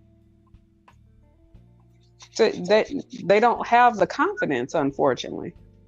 And yeah. and social media has created a if you will, it's a crutch, but it's not at the same time. It's crazy. It allows people to, and also YouTube, and Yeah, all that's of another these one. places that people who probably never was acknowledged or validated in their life, they can finally feel like somebody see them. And Mhm. again, it's only when you do the internal work a lot of times is where you realize you don't need to validate it from who for what. You already good enough, but you got to believe that. See, That you the do. majority of society don't believe they're good enough. So they're doing external things to try to feel good enough. That's an internal job. But most people aren't looking internally. Everything is external. So yeah, you're not, people are not going to be focused on, the young black woman who got murdered and this and that. They're going to be focused on, you know the drama, or whatever, saying some stuff for likes, or painting a picture for likes, or posting a picture, or whatever the situation may be, because the majority of society doesn't feel like they're seen or validated. Instagram would never be what it was if people wasn't trying to be seen. And That's true. people try to be seen a lot of times because they didn't feel seen. Especially women, because on some real shit, if you ain't got the look, if you don't look a certain kind of way as a woman, I don't care what race you are. If you don't look a certain kind of way as a woman, a lot of times you are not seen, and you definitely are not validated, particularly from the male collective. And most women want to be validated by the male collective. I don't know why, because a lot of men don't even read, but I get it. They want to be validated by men. But if you don't got the look, if you don't look the part, then you're not gonna be overlooked. But Instagram, you can at least pull your titties out and put them in the thing, and put your titties in the camera, and somebody will like you. You see what I'm saying? You can That's true. finally You see it all the time. If you acknowledge. think about it, a woman. Why do you think women, majority of the time, when they take their pictures, it should be your face, but instead you tend to see their ass before you see their Or face. something, something that can garner The validation. attention Yeah, because you've been from the looked men. over. You've been looked over. and So and all of that gets old quick. you would think, It's always going to be it's always going to be that young girl that comes along and dominates a whole 10 years. And then after the 10 years, it's somebody else. And then after that, it's somebody else. And after that, it's somebody else. It Exactly. it gets old, and it gets messy. But then there's going to be that girl that's going to be very creative, right? She's gonna. It's not only the titties and the ass and all that. She's gonna put. There's she's gonna put a play with herself. She's gonna have a fan play with it, and oh, you can follow me on this website and follow me on this website. Oh, but you gotta pay the premium. It gets old. And at some point in time, you're going to say, when you turn 30, 35, who's going to be the right one for me? Obviously, you let the whole world see your goods. well, I don't think, That ain't never stopped men still. yeah, but I don't think at this point women really are caring, and I think that's the part that men are having a problem with, because I hear that men are saying, y'all show everything. And y'all do this and y'all don't leave anything to imagination and your ass is out on Instagram, da da da da. Who's gonna want you? Or, what man is gonna marry you if you're doing this and that? Clearly women don't give a damn because they're still doing it. And I tell men all the time, why are y'all trying to convince women to stop doing stuff they want to do? If And they then on want, top of that, if y'all want them to stop, quote unquote, because I don't believe what they're saying, I do believe it's gaslighting, quote unquote. So it if is. that is the case, if the collective of men do perceive that they're nobody's gonna want them, why do y'all keep talking to them? Y'all are the ones that because if silence and nobody talks to them or deals with them, then they'll stop doing that, quote unquote. So Or it's not, all smoke and mirrors. or That's not, gaslighting as well. or not, Or not. Yeah, that too. or But not. that's gaslighting as well. Men making that statement, why do y'all do that and blah blah blah. It's all bull. Because those are the same females that they're most likely talking to a lot of times. And paying the premium for. So it's like Exactly. you don't, and that's my thing. OnlyFans, billions of dollars. Men are complaining, but y'all only Somebody's paying looking it. at it. Somebody's paying these women. You can't have it both ways, fellas. You can't have it both ways. Either you want women to stop showing our ass or not. Which one Make your mind is up. it? Smoke and mirrors. Like Some smoke and mirrors. It's all gaslighting. it's gaslighting. That's you wanted to know the definition of that would be it. That's an example of it as well. Yeah. To answer, to answer your question, Mahogany, great person to chit chat with online. It doesn't bother me. It doesn't bother me anymore because I've been through the whole thing where I got past 200 views and it scared the shit out of me because what I wanted to talk about versus what everybody else wanted to talk about wasn't the same. We weren't on the same page at all. So I would prefer this, and if all of us are on the same page, cool, fine. But since we're not, and we're going in obviously different directions, it's like this bitch. I was fucking with this bitch last night. This bitch keyed my car. The man cheated on me with two different women, and like, are we coming to some solution or not? Leave each other alone. That's what I would say. Leave each other the fuck alone. Excuse my language. Just leave each other alone.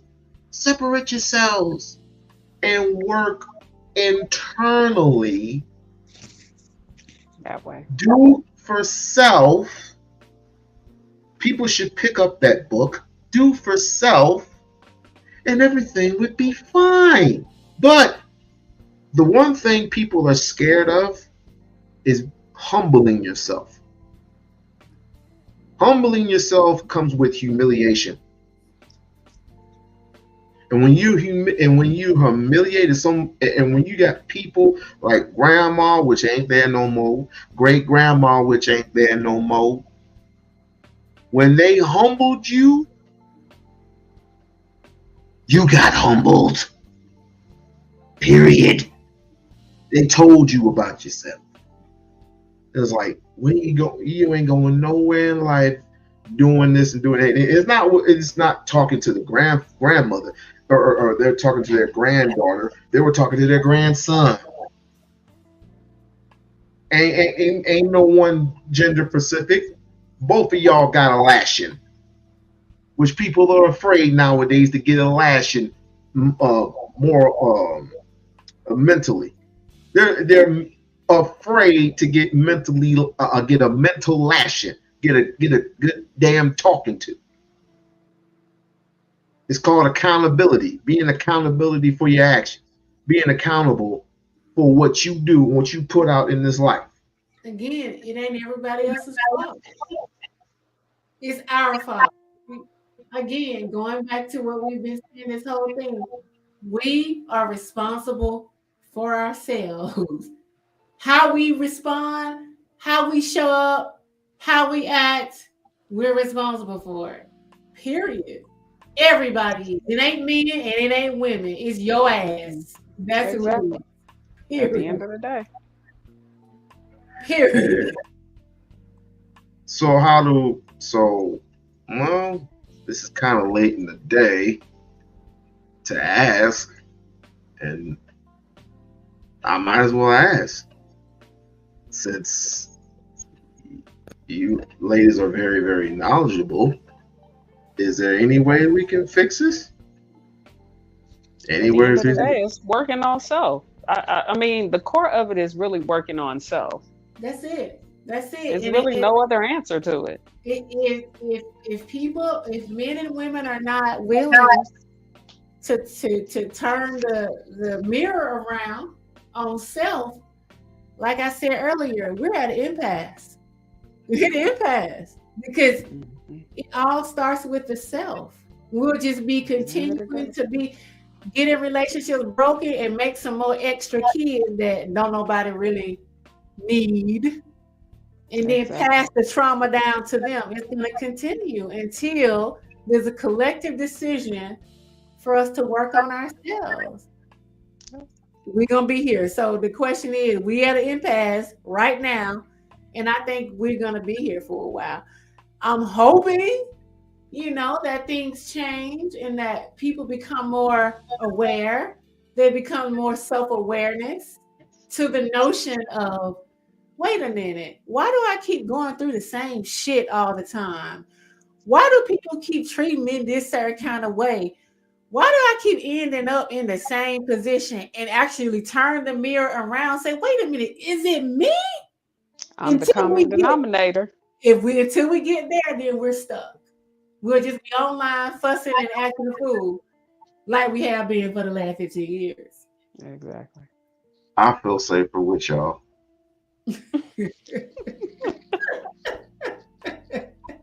Matter of fact, I'm coming over for a plate. Anybody cooking with me? I want some of that good stuff. Some good stuff with a side order, or some good lemonade. Listen. I love us. I love men. I love women. I want us to be our best selves. I want us to be better for ourselves and for each other. But that starts with self-work. And the finger pointing is a waste of time. Women point the finger at men and men point the finger at women. Because when you heal and you start vibrating higher, you'll see how dumb all of this stuff is. Not only will you not see how dumb it is, you wouldn't even participate because your vibe is too high. You don't play in the mud with pigs. But you got to get there. You got to do the healing work to get there. Period. Everybody do. Or you can stay down there in the mud. It's a choice. Either way, it's everybody's life. I wish everybody would take the other route, but at the end of the day, it's a choice. It's a choice.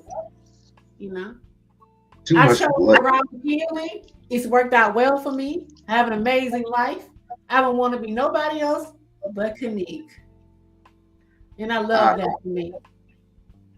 I've seen your Instagram. You live a pretty good life.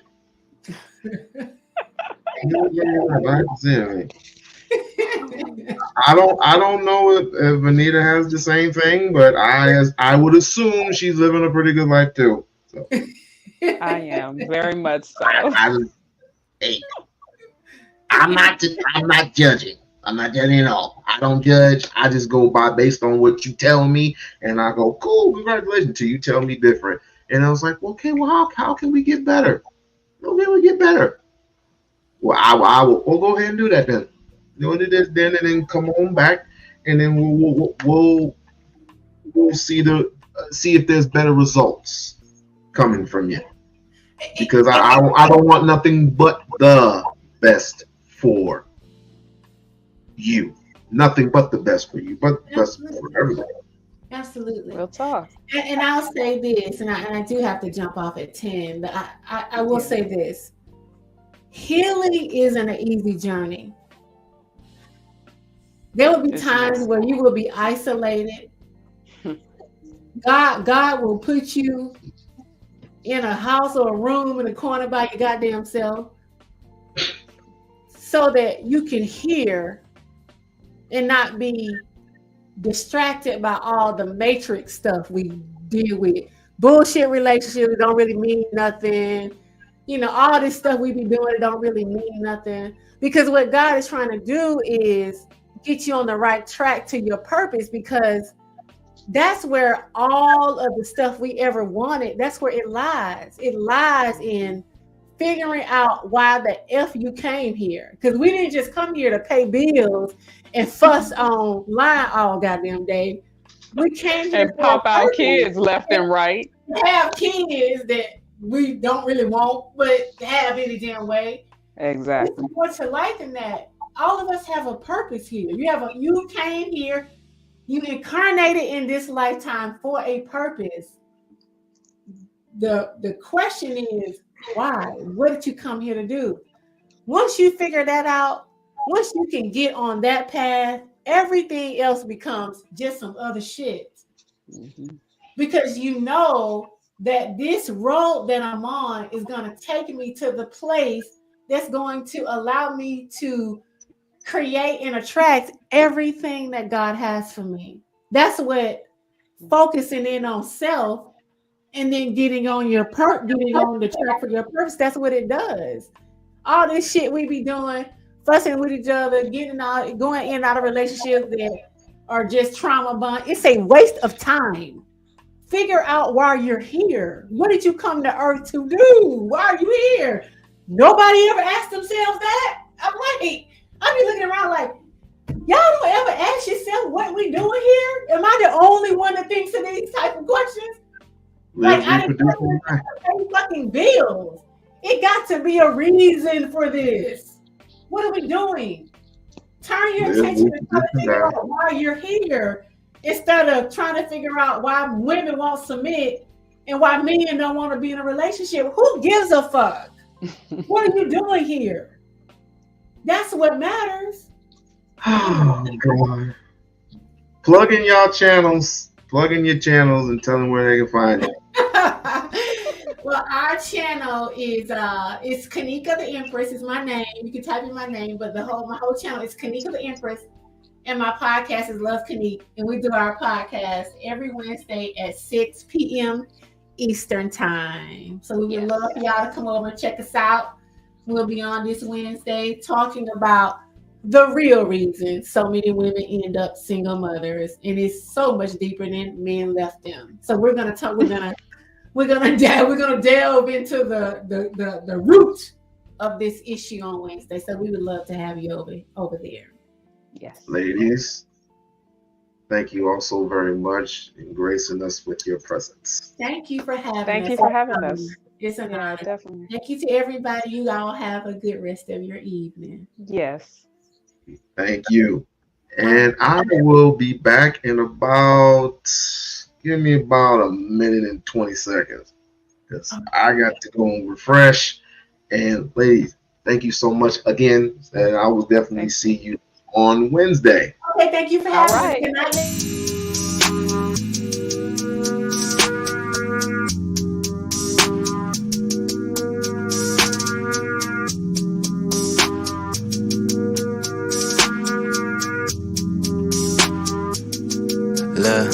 Okay, I'm back out fresh on the scene. Franchise best on the team.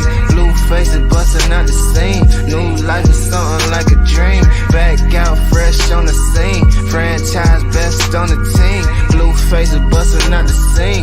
New life is something like a dream. New life is something like a dream. New life is something like a New life is something like a dream.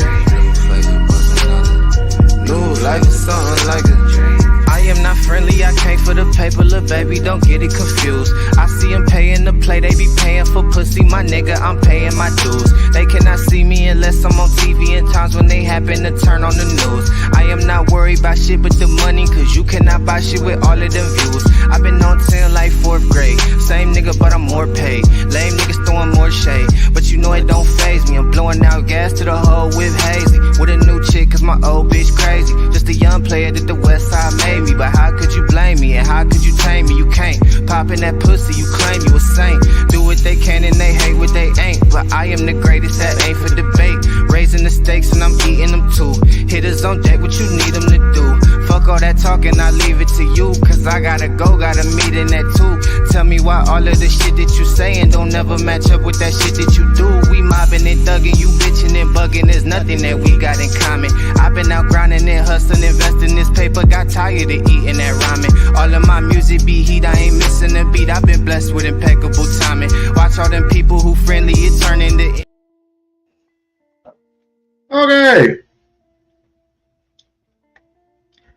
Those who came and watched the show, thank you very much. And definitely appreciate you. Like and subscribe to the channel. Like and subscribe to the channel. Now, do a recap of the topics. I was all over the fucking place, but it's basically the same shit. We talk about the same shit all day, every day. Right? And she did, I was eating some pizza. She did say something that my dumb ass didn't even bother to put into the atmosphere. Why are we here? Are we here just to argue with each other? Are we here giving solutions to life? When we were growing up, I had a call. Nope, no problem. When I was growing up, we never had issues like this. I mean, some of us, you know, got along with other people when we were in grade school. We either liked the person or we didn't like the person. It's like, what the? Now that we gotten older, it's like, how do we get all these fucked up issues? Like, oh my God, mahogany roots. Hey, sweetie, how you doing? I am pretty good. How about yourself? I'm wonderful. I just got off the phone with a very good friend, so I'm feeling great. All right. So, what did you think about the guest and the topics that we pretty much hit? Well, we pretty much hit every freaking thing that you can think of. They were lovely, lovely, beautiful Black women. I love to see that. And I love the way they conducted themselves. And I was trying to share. I wish that if I had known a little ahead of time, I would have definitely, been able to get a little bit more people. But a lot of people came through, and we really appreciate it, y'all. But I didn't hear every single thing, because when I said hello, I had just caught you. I wish they could have stayed a little bit longer. It didn't seem like that you had. Well, I guess maybe wasn't here in the beginning. I wasn't too long anyway. That long. Well, tell me some of the topics that y'all talked about, so I could. I only heard them just kind of. I mean, what they said is something that I think I've said to you too. That you're doing something positive, and people don't want to see the positive. And they did say something that a lot of women have been saying for years, is that a lot of these men, the things they complain about, it's one type of woman, and there's good women right in front of their faces, and they don't get. And I've been saying that for years. They don't get the attention that the bad girls get, and that's unfortunate. But that's social media. That's not. It's not social media. It's the world in general. Because I mean, the younger kids are trying to get somewhere, or they're trying to get something that the older generation didn't get. I mean, money rules all at this point. But now, information and the truth telling or the lies are going to be revealed. It has been revealed. It's a whole different world that we're living in now. Especially when that eclipse hit, and I told everybody that that full eclipse hit, and all that energy is going to spew out into the whole entire world. And look what happened. Look what happened. You got Cat Williams revealing people. You got what's her face? I forgot her fucking name. What the fuck? The soul singer. Please remind me. She used to sing for the Roots.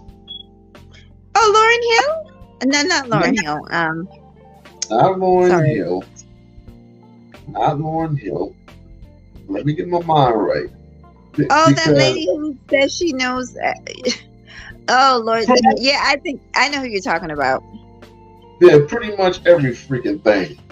So it's like I'm not. I realized a long time ago.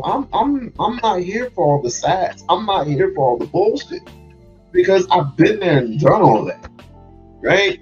I'm trying to build my audience naturally to the point where we understand what's going on. We've heard all the naysayers. We heard all this and all this. Can we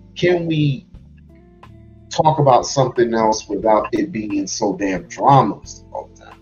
But obviously, that's not the case because again, if it's not this person, it's going to be this person. Like if it's not going to be Anton, it's going to be Angry Man. If it's not going to be Angry Man, it's going to be somebody in the red pill community, somebody in the manosphere, somebody in the women's sphere, somebody in the black pill community. It's going to be somebody. Can I tell you something? I want to give you the best advice that I ever got on this platform.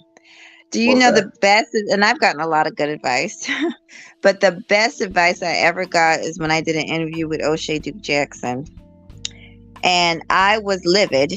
I was very annoyed by Jessica X. And the reason I was very annoyed by all the attention that Jessica X was receiving was because I felt like she didn't deserve any of it. I felt like I and other women, like Sister George and other people that have been in the space many, many years before her, should have been given that attention. But the reason we weren't given that attention is because we weren't kissing ass and agreeing with everything these men were saying. So therefore, we did not get the support from the men in the space that she got, even though she didn't think enough of these men to even cam up. So what he told me literally on my interview was, don't worry about her. Worry about you. Worry about Mahogany Roots. Whatever she's doing over there is working for her. Find out what's working for you.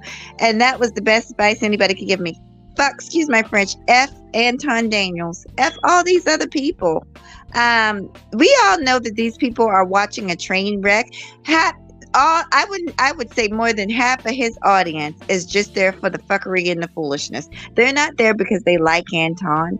If Anton was to fall in his place today or tomorrow, half those people would be laughing. They wouldn't be supporting. They would be laughing.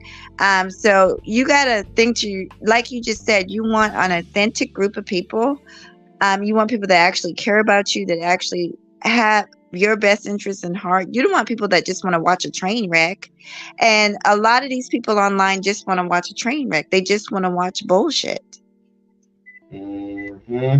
No, we just had some special guests up here, and we were just talking about just random things that happen online, and then we were talking about reality as well.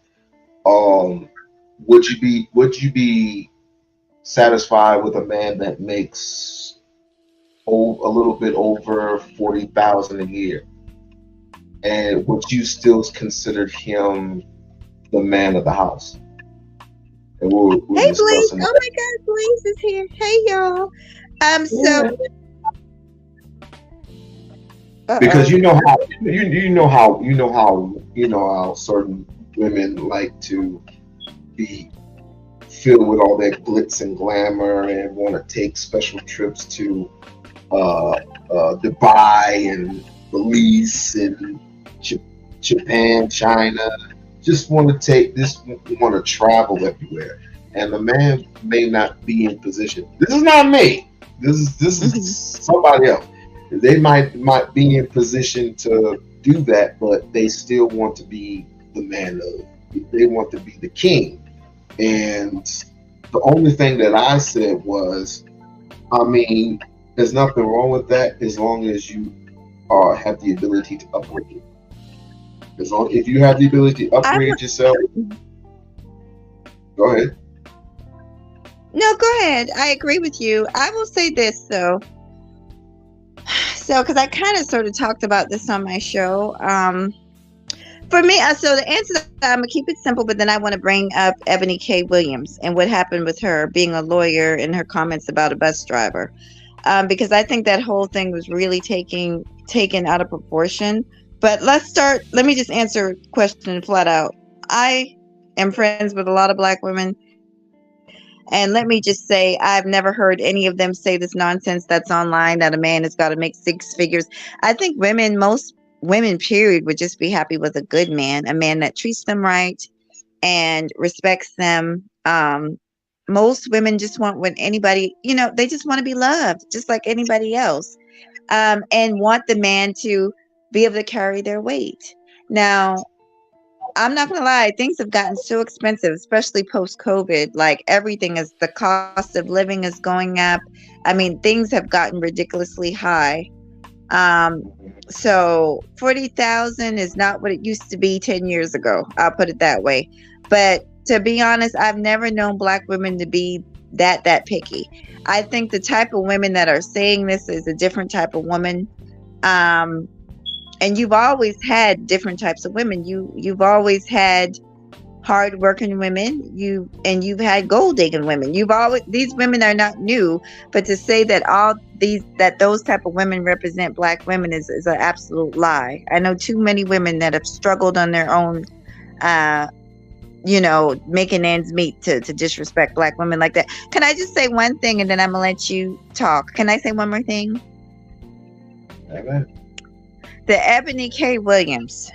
So if you remember, Elanya Van Zant, I guess, asked her about what she did, a bus driver or something like this. She said no, and everybody jumped on her. But what people did not realize at the time, this woman was a millionaire, and this woman was also a very successful lawyer. So, like I said, and I talked about this on my channel, I use my own life, for example. I work with doctors. Do you think that the doctors that I work with, right, their kids are all in private schools. Do you think that they tell their children go date LaQuisha at the Wendy's and go date? I'm just going to tell you the truth. They don't.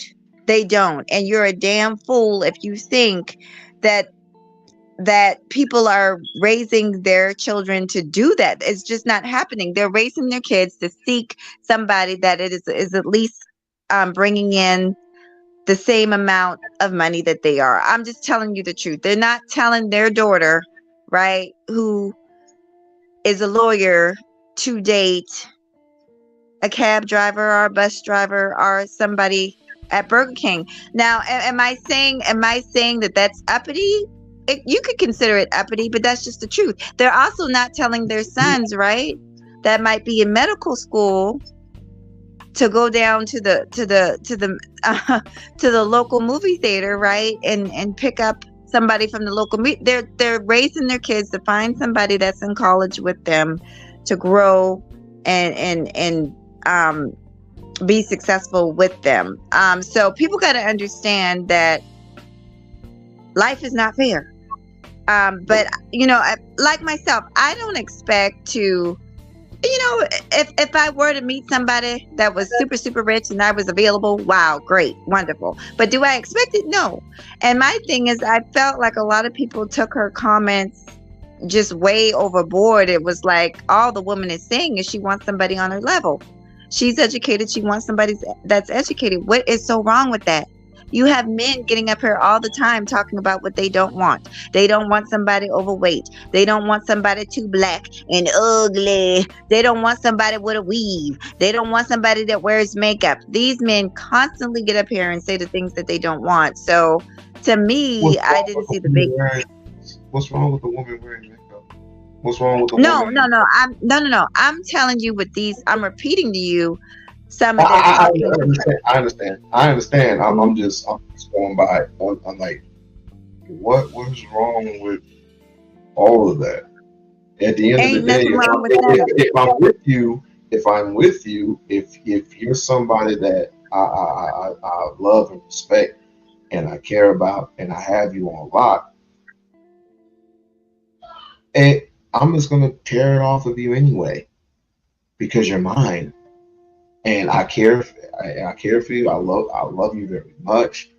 If you want to present an image to your boss, or if you want to look good, you want to feel good, then do whatever you have to do to feel good. Because at the end of the night, you're coming home to me. That's all I care about. Men should have that particular mindset to say, yo, it doesn't bother me. And as far as the weight, if I met you and you're the size of a balloon and I still pick you, let's say down the road it's like I present you with an offer or I start exercising, right? I start exercising, you see what I do, and you're like, well, can we exercise together? It's like, sure. I don't care how much you weigh. I don't care how you look. The fact that, again, it goes back to what I said to these ladies before. Love is lost. Appreciation is lost. But that don't get no views. That don't get no views. That don't get nothing. It doesn't get anything. Because, well, I don't know. I don't know where we are in a place in life. I don't know where we are. I don't know what the future holds, but I do know this. Y'all, especially with these young little punk motherfuckers that constantly disrespect old people, I'm gonna leave y'all to figure it out. Because if you can't appreciate someone who's been there and done that, who knows the ins and outs of the game, and knows how a woman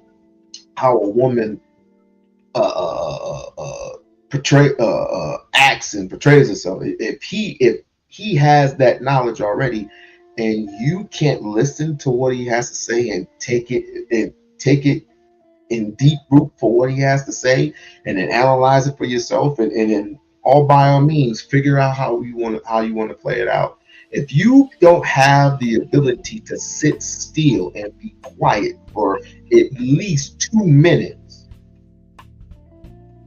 if a brother has to apologize to you, and if you don't accept his apology, then you live to figure it out. You go ahead and you figure it out for yourself. I can give 0 fucks less about you. Because number one, you're disrespectful, and you won't have no appreciation for older people, like the Gen Xers of the world. I'm a Gen X, right? And I know the Gen Zs have problems with Gen X. Not all of them, but very few, right? And if we're having a conversation, at least have the encourage of your connection to listen. But you're not listening. You're not listening at all. And so what makes you think what makes you think with all of that, what makes you think I have advice to give you about a woman? that you're trying to get with, that you're afraid to get with, is you're asking all these type of stupid ass questions and getting out of line and out of shape. For what? You're sensitive. You're sensitive to a man. You're sensitive to a man who is giving you sheer, clear advice. Then you don't need an advice from a woman. She bounced out. Honestly, there are many acceptance in society and social media that holds zero weight in reality. Boom. For example, the popular term 304 and hyenas. No one says that. Still says that shit in real life. No one says that shit in real life. That's just internet talk. I agree. I totally agree. If you look outside of this here, what do you see? You see people living regular lives, married couples living regular lives. I go by the eye test. I don't go by statistics. I go by the eye test. I don't go by statistics. That is crazy. But like I said, I am appreciative of where I'm at right now. I am very appreciative. I mean, I've been there and done that with the views. I've been there and done that with, people coming up on the panels and paying respects. I love y'all. I love you guys. I wouldn't have it any other way. But we need more. I'm saying, as a matter of fact, the person that you should be following is Nightish, which he's on right now. Nightish, in my humble opinion, has the number one channel on YouTube. Nightish has the number one channel on YouTube. A 54-year-old man has put the world on his back when it comes to having good content. I'm gonna go over there and say what's up. I'm gonna definitely go in there and say what's up. But I got a few 4 more minutes. If anybody else wants to jump on, I'll play a little bit. Play a clip or so, and we are out of here. I hope everybody, particularly love the ladies. If you want to have a conversation with the ladies, just go on to Kennique, I believe. I don't want to butcher the lady's name, but Kennique, the Empress. Kennique, the Empress, and connect on her channel. She's a very good host, but she also keeps it real with you. I thank her once again, and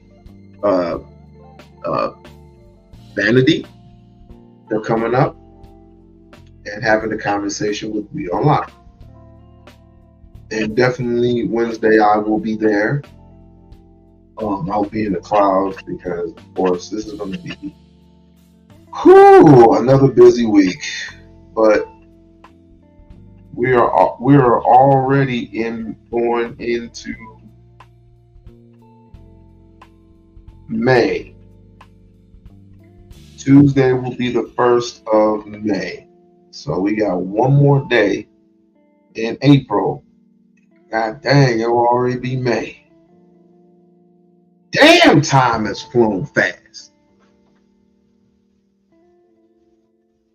And remember, and by the way, remember the thing that I said about the energy, the thing that I said about all this shit is going to be, all this shit that's going to hit, and people who have negative content, negative energy, it's just everybody's going to be revealing everybody. I'm telling you, it's just something about 2024. It just hits different. Shouts out to Kara Williams. Shouts out to Jack Wire Wright. Let's just review a little bit of Jag, shall we? Let's just review a little bit of Jag while we in here. Jaguar. Up here. Oh, right down here. I can't even spell his name. And that's another thing we need to do. We need to read. We do need to read and develop our vocabulary. But we can't do that if we're not going to the freaking library. Uh-oh.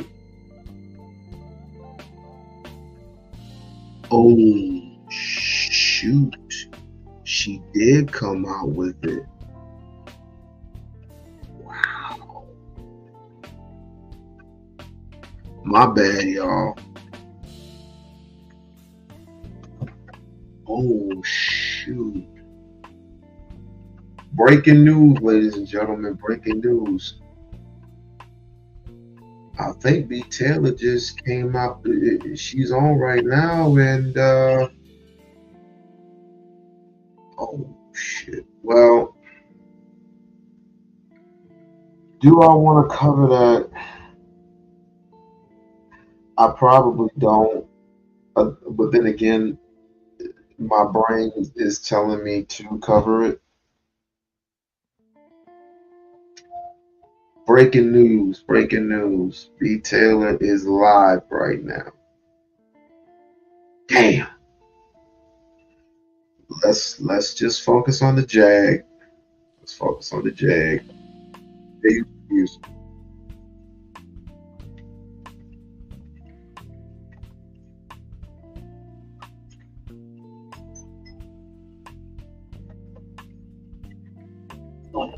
And thank you for the care package. Hold on, we gotta introduce my wife. Yeah, thank you. Angel White. Beautiful Angel White. Cookie extraordinaire, you know. And mother of good black man. Yeah. She was watching the domino. And we got Terrence Gangster Williams. Wow. Hanging out. You know. This is a dangerous ass couple. I'm gonna tell you that right now. This is dangerous. I don't know. I don't know if you know who this guy is. Her name is Early Sims. It's we like to call her Dear Deborah. Yeah, Dear Deborah. Come on now. She's very bougie. Yes. Dominoes up here and all that. No, seriously. What's about that makes you love that man right there? Perseverance. Amen. Yeah. I'm a very calculated person, and everything that I do is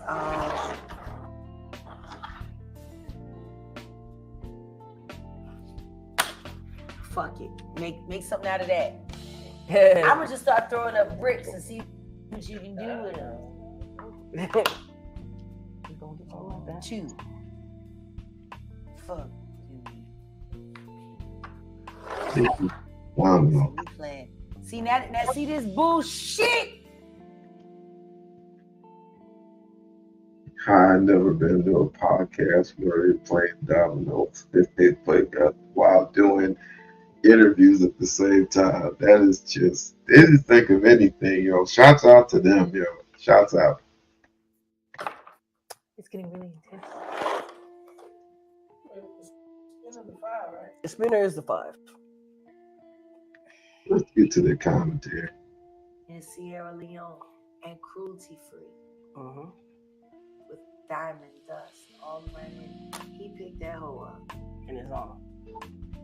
And he'll have breakfast in bed for the rest of his life and a blowjob whenever he Oh.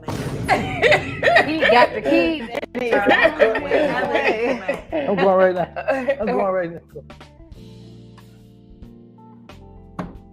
know, just to cover up this tattoo So okay. would be worth a lifetime of blue. Explain that tattoo for me. What is this? What is it? I got this tattoo in Southside on the mall, on the 5th floor. Oh, okay, I remember. Yeah, okay. With the Nick. tattoo shop. Me and Goomba. Yeah. That lying fucking motherfucker. That bitch made a pump that sat here on that blue. Well, no, that blue couch. Yeah. Thank God there's a new one. Right. Because he didn't stank up between him and Monica Lockett, they didn't stank up the joint. Now, I don't even know how Charleston could stand the smell of that milk cow and that fucking Princella bitch. Did you meet her? The Princella, the fake. I hate all niggas and I want to ride them hard to put them in the barn wet and only use them for reproduction. Yet she's fucking them all the time. It's just a whole fucking fraud. Did you know that the Princella was a fraud? No, we did not know that. You know how she hate the men Yeah. and all of that? Apparently she love them. And apparently that bitch can suck dick cold for 90 minutes straight. Damn. Just to prove a point. That's strong neck. 90 minutes bobbing for apples. With diligence. With due diligence. I heard she gives great attention. I didn't. Talk about exposure. Shit. Talk about exposure. I mean, she always exposed herself, but goddamn.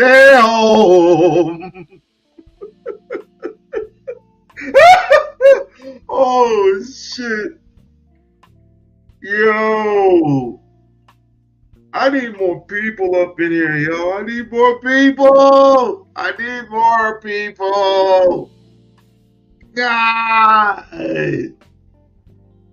When Jaguar Wright says your name in vain, it is to take notice.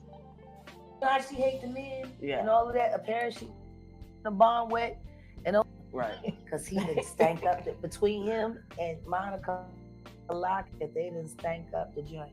Now, I don't even know how Charleston could stand the smell of that milk cow and that fucking Princella bitch. Did you meet her? The Princella, the fake.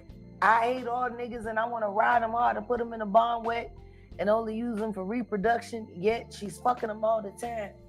It's just a whole fucking fraud. Did you know that the Princella was a fraud? No, we did not know that. You know how she hate the men Yeah. and all of that? Apparently she love them. And apparently that bitch can suck dick cold for 90 minutes straight. Damn. Just to prove a point. That's strong neck. 90 minutes bobbing for apples.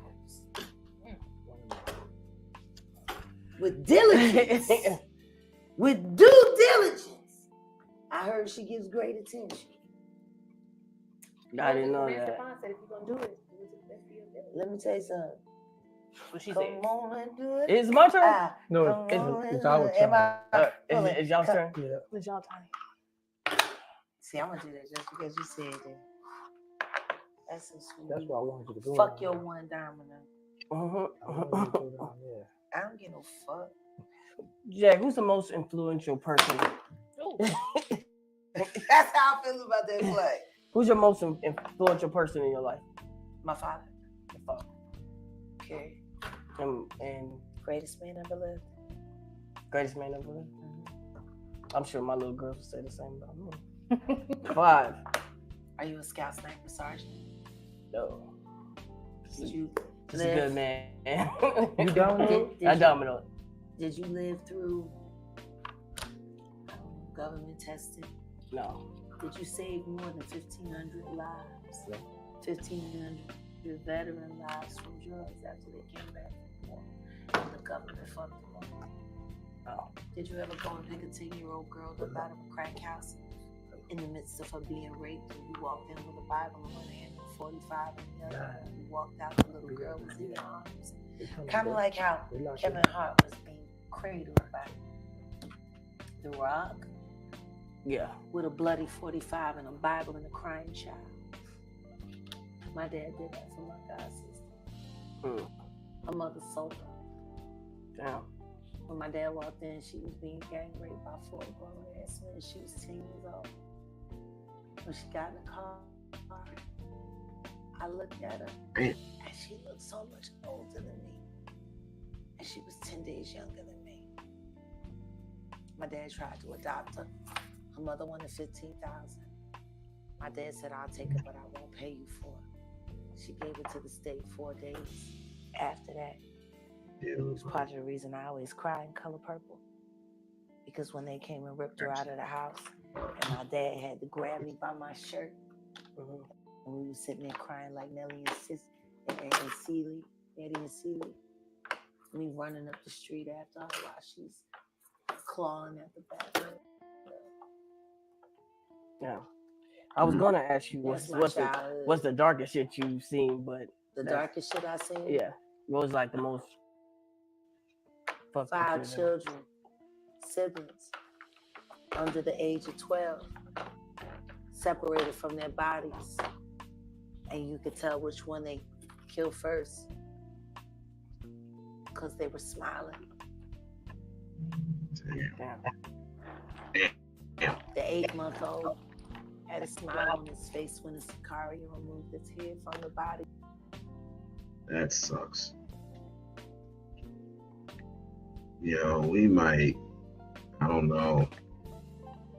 I'm pretty much getting distracted because B Taylor is spilling the beans, but I'm contemplating, should I go live later on tonight while everybody else is asleep? She's probably gonna put this on members only. But should I just go live and just, oh boy, because if she goes on live, you know damn well for certain, damn well that Prince Seller's gonna go live. I haven't made that decision yet. But you could tell, because it didn't even see it coming. Baby was still smiling. And then you could see who was killed next because the looks of terror that were etched on their heads were exponentially greater than that. I don't think I'll ever forget it because I remember the smell of their bodies burning in the fire pit in the backyard. Their heads were on pike and their mother was gone. All I knew was they were sending her to Naomi.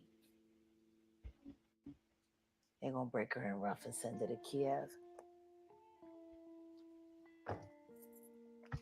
I told her to put the kids in foster care and let the family get them out and then send them one by one. She didn't want to move without her kids. Virginia told her not to move without her kids. They was all Diddy Pops. Damn. I haven't seen her since August of 2022. But I did have to jump out the window and watch my husband throw up after he said he was a war hero. And the smell of burning children made him vomit and piss himself like a 5-year-old while I cleaned them up. I'll be right back. But we'll take it. That's not the worst thing. Yeah, that's. Sorry, ladies and gentlemen, I just cashed out a ticket. But anyway, let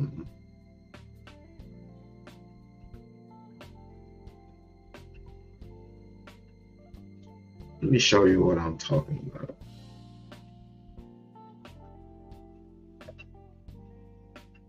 Let me show you what I'm talking about.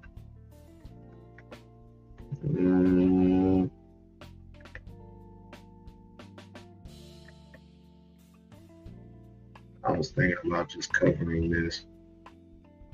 what I was trying to do was trying to convince her to think differently in how she talks about women, how she say, I hope all these things happen to women and how they get their head knocked off. And I can't wait until the world ends and everybody get wiped out and all this stuff.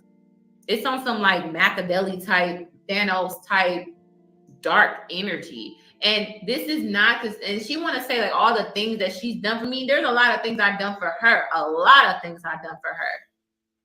Material things don't mean nothing. Did I learn a lot? I did learn a lot. I learned a lot about myself, and I learned a lot about myself even in the aftermath of it. So Simone is in the chat. She said she was gonna show up. She's in the chat. Oh, hey Simone. Yeah, I had a reading today, and it was confirmation that there's just demonic energy attached to her. And we went to a healer. Yes, a healer. Not a psychic. Yes. A healer. There's a difference. And I need the girls to understand that. We went to a healer. We didn't do this live all willy-nilly. No. We did a whole routine before we did this live. Okay, so there was just a lot that went into this. We were guided to do this live. This was not done just on a whim. We were guided. It was very, so yeah, it was, I did not want to speak because I still wanted to protect her. I still was gonna allow myself to get dragged and torn down, and she would have been okay with that. She would have been okay with me being torn apart, being labeled as somebody who needs work when she needs a ladies and gentlemen, like I said, breaking news. I see you too. You missed it. You missed the whole conversation with my new two good buddies. But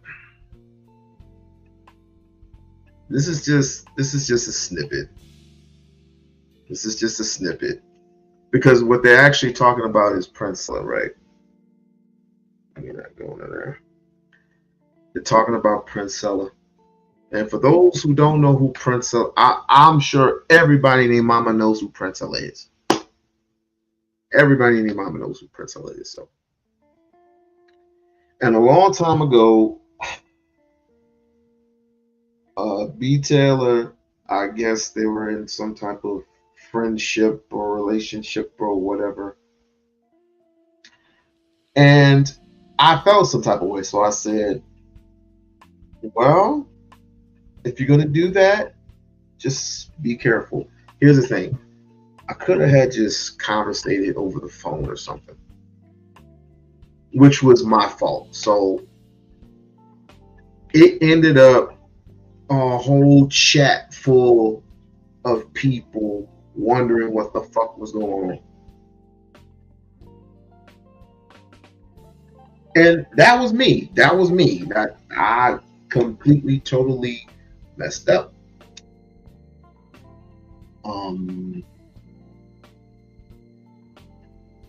I should have. I didn't do it for a click in the view, but I didn't know it was going to go to some extremes to the point where I had damn near 200 in my chat.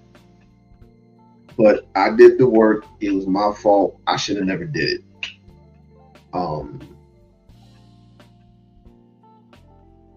Now we're going to see if she can accept my apology, and I'm going to give her a Cash App to see if she can accept my apology. What's up, son? How many have you had? Have an apple.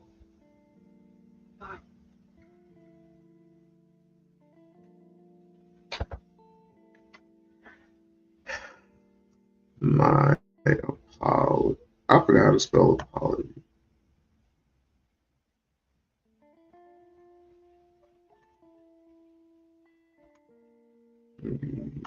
see. I hope you can forgive me.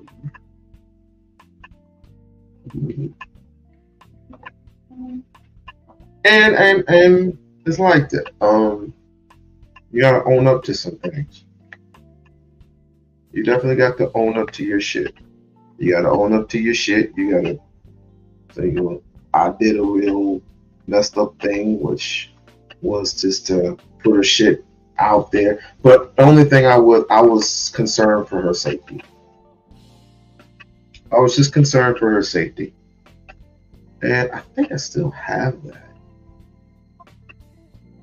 I gotta pull that up. But I cashed in. Oh shit. Let me see if I can find that in my archives. Because I don't need no fair use for that. But she's over there. And again, if you don't know who Princella is she's just a hurt soul. A hurt human being that just really needs to just sit her ass down somewhere. She just really needs to sit her ass down somewhere and heal herself. But when you're cold and calculated and you're numb to all the verbiage, you're gonna say whatever you need to say. But Jag just, she put it ever so nicely in her own words, in her own little way, that she's fake as fuck. I didn't say it, she said it. There it is.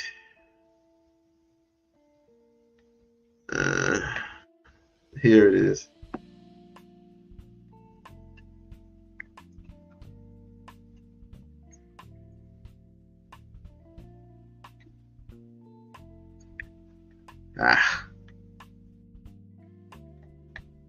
I hate going back through old archives.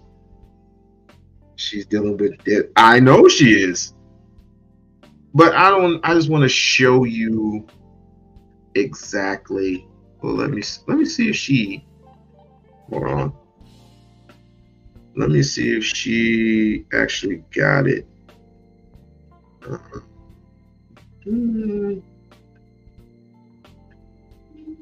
Oh, 9 people. 9 people hit that up, yo. Let me see if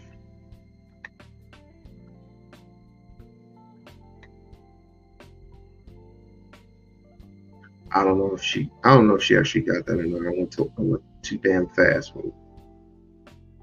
Let's just play it up.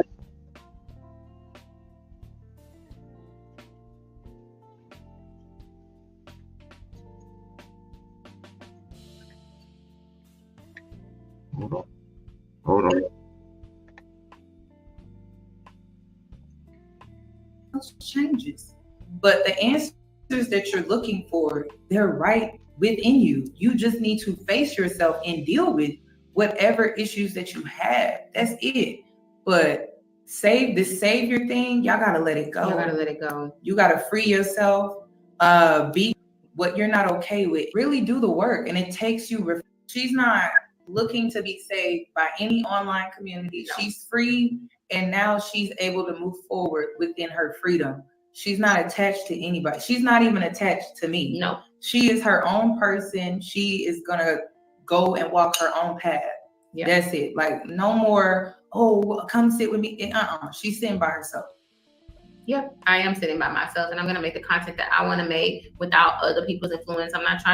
I want to build my own tribe. I'm building my own tribe of women, and that's what I'm going to continue doing. I've been doing it, and it is what it is. I'm not worried about what anybody had to say. If people who want to find me and watch me and like my content, God bless you. Thank you. Like, I welcome you with full arms. But it's not going to be bitterness over here. It's not going to be vengeful over here. It's going to be full of love. It's going to be full of love and growth.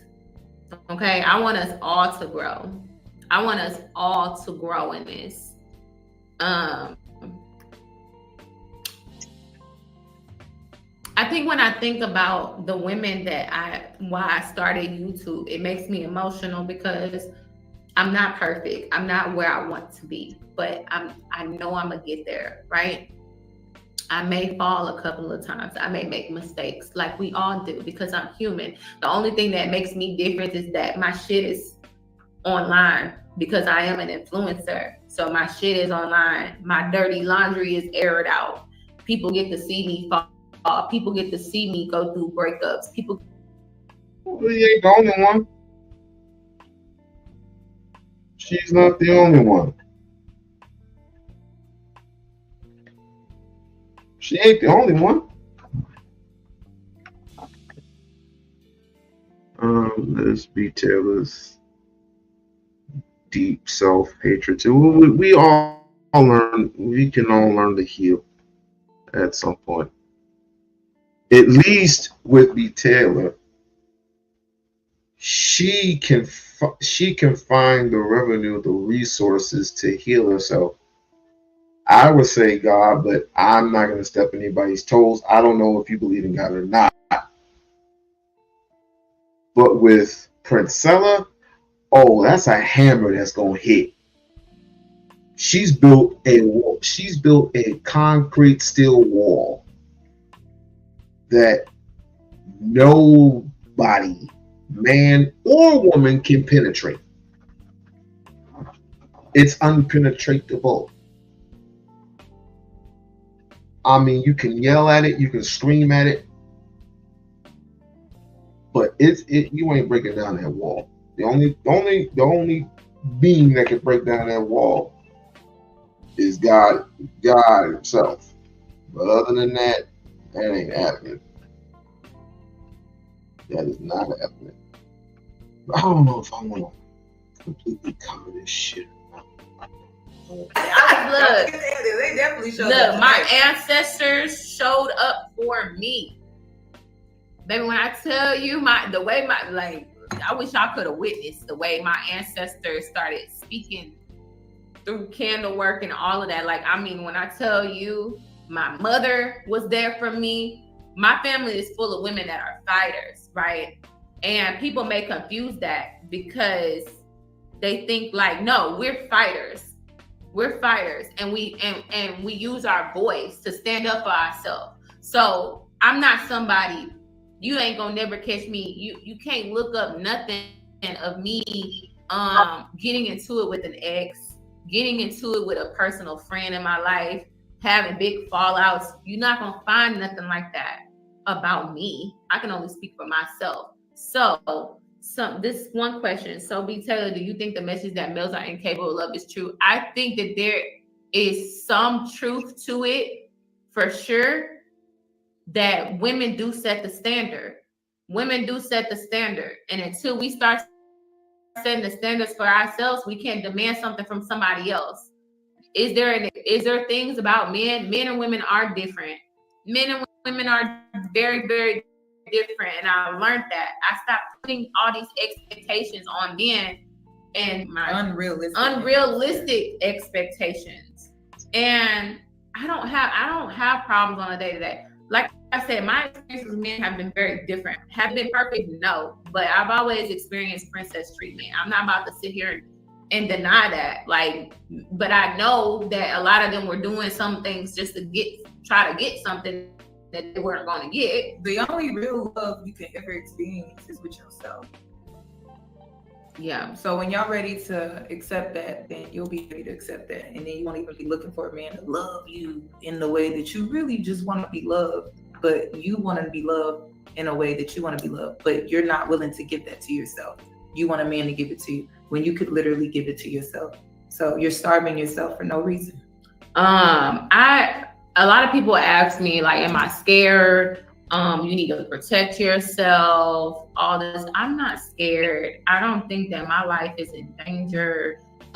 Do she know where I live? Sure. Do I know where she lives? Sure. But I don't feel like she's gonna come and do something crazy to me. That's just, I personally don't feel like that. I am protected. I'm divinely protected. I'm protected from my ancestors. My mother is my guardian angel. I am divinely protected. I already prayed. I prayed over this live.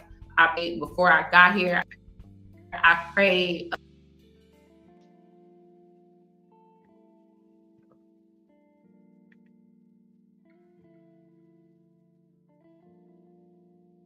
That's some crazy shit.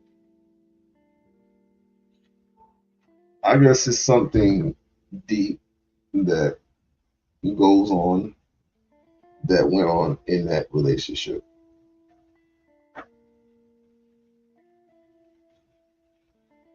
She's dealing with this self-hatred. I don't think she is. I don't think, not Prince Ella, but B. Taylor is dealing with self-hatred herself, because she has people who actually love her that she would listen to. If you don't listen to yourself, how you gonna listen to anybody else? Well, when you have people have given you knowledge and you don't, when your mind is so warped, it's blocking everything that you say, and you want everybody to go with everything that you say, and men are camels, and men are just beasts, and there is no